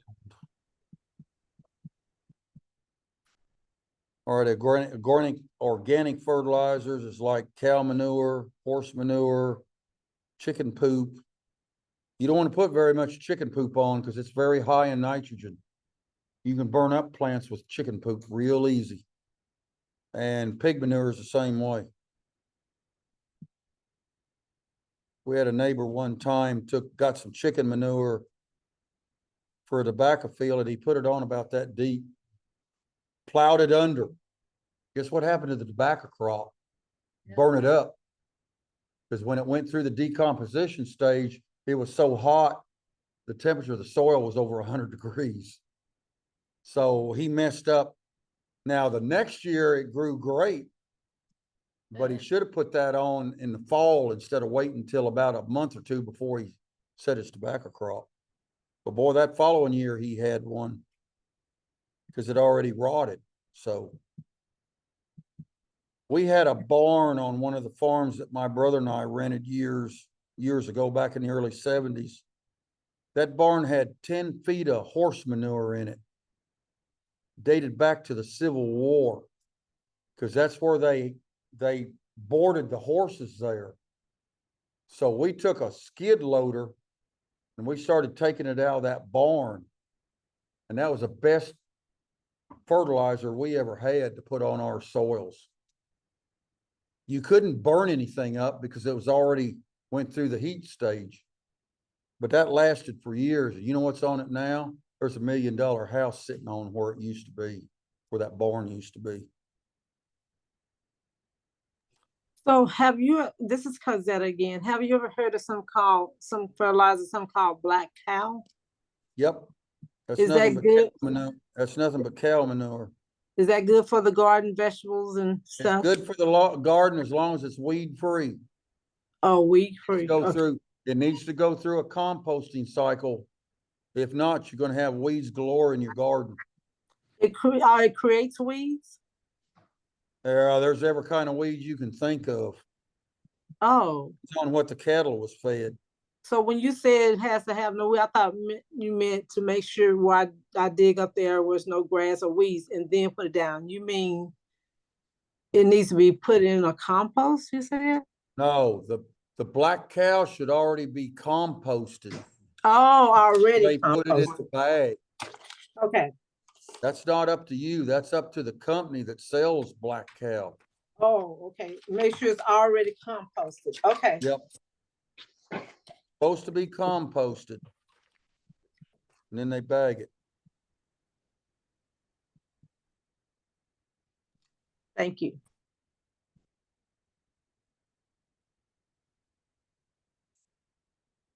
Composted, it takes a year to make it compost like it should be. You want to make sure those weed seed are dead. I guarantee you there's weed seed in cow manure, chicken manure, pig manure. I mean, it's there because it's the feed that they feed. And what they do, they grind the feed and there's weed seed in the corn or the soybeans that they use. They don't clean that grain like it's food grade. They use it as it is from the elevator. The elevator's got some cleaning methods, but they're not going to take the expense to do that unless there's a special order for it. But it's going to cost whoever buys it more for that grain if they have to clean it more. Now, like Jack Daniels, the elevator that's up there in Kentucky by us, Jack Daniels buys a lot of corn from that elevator up there for whiskey. they have to rerun that corn through a special set of sieves to get the excess pieces of broken kernels, corn cobs, or whatever's in it. Because Jack Daniels requires that to be #1 corn. That's going to be a food grade type deal. So it's got to be clean. But they pay the elevator a premium. They'll pay the elevator $2 or $3 more a bushel for it. But they've got to have top grade corn going into that for whiskey. So anything in food grade, it's going to cost more, but it pays off in the long run.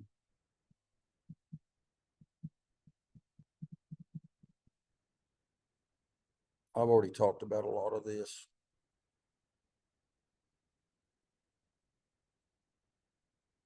I've talked mostly, I've jumped into this. So soil conditioners, we talked about something on that. Compost or manure, make sure that the manure is composted. It's got to be at least 160 to 170 degrees, the heat, so it'll kill all the weed seed and everything in it. Soil conditioners are good. I like pine fines. It's actually pine bark. But make sure when you mix that, let the pine bark go through a heat, because pine bark that is fresh is going to get hot. Let it go through that cycle, because if you put it in your pot and mix or whatever, or use it as an amendment, that heat is going to destroy your plants.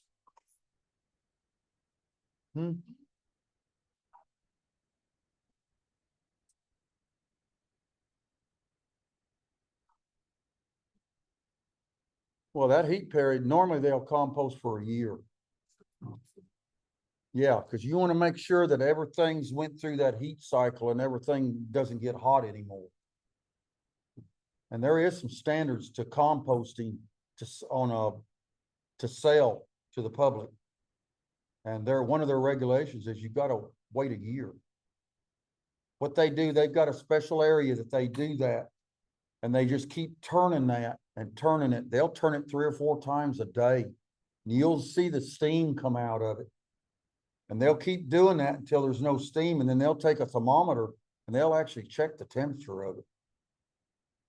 It's just not thrown together. You've got to follow the regulations on that.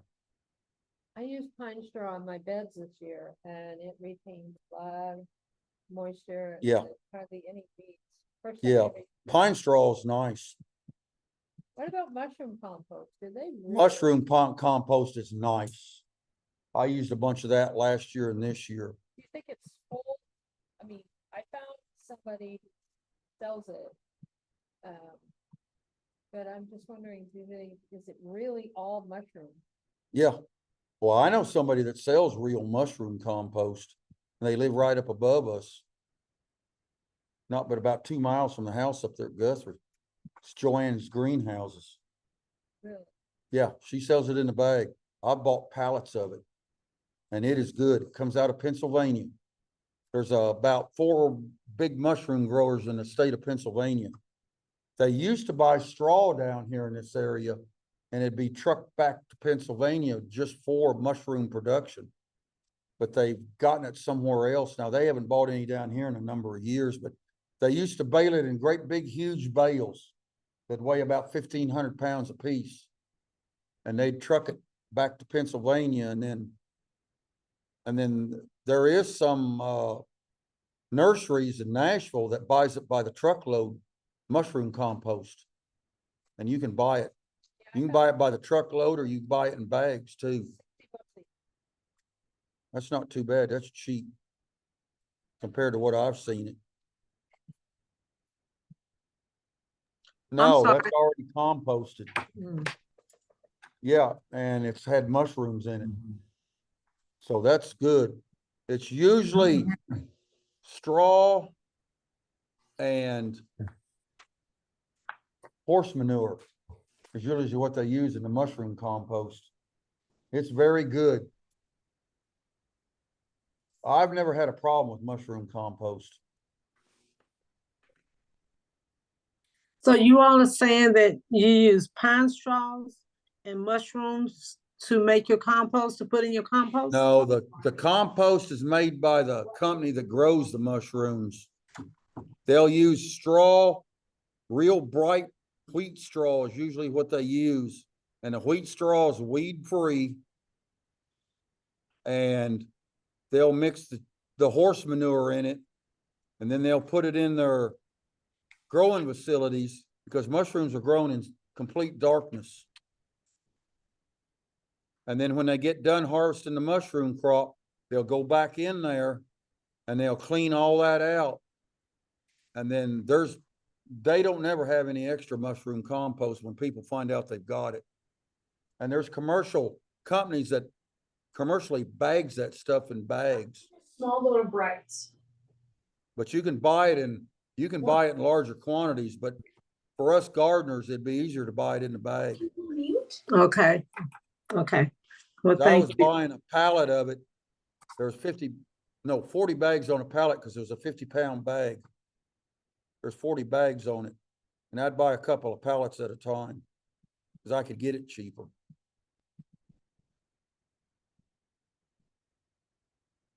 Oh, whoops. Boy, I was flying with that one. And this is, let's see if I can get back to this. Oh, come on. You can go faster than that.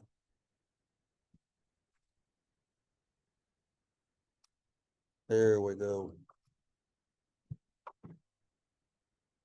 All right, this is an example of our crops. Peaches on the left and broccoli on the right.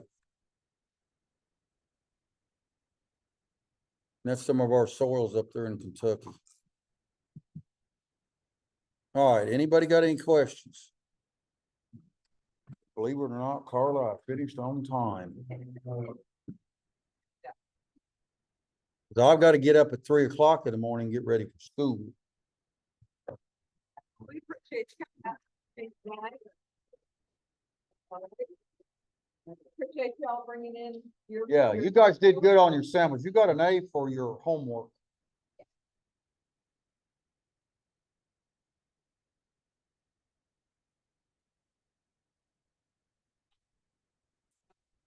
Oh, really? Oh, I'll take that to school tomorrow with me. If you guys have.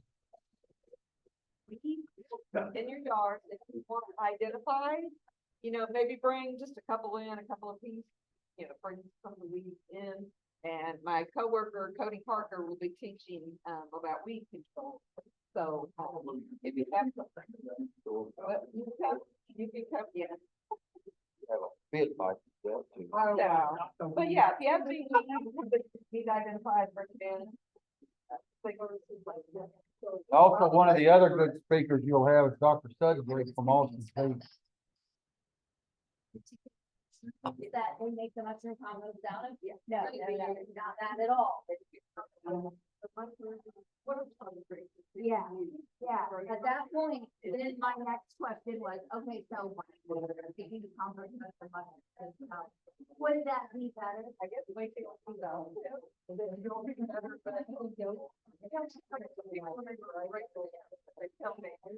I've got fields, I've got barns full.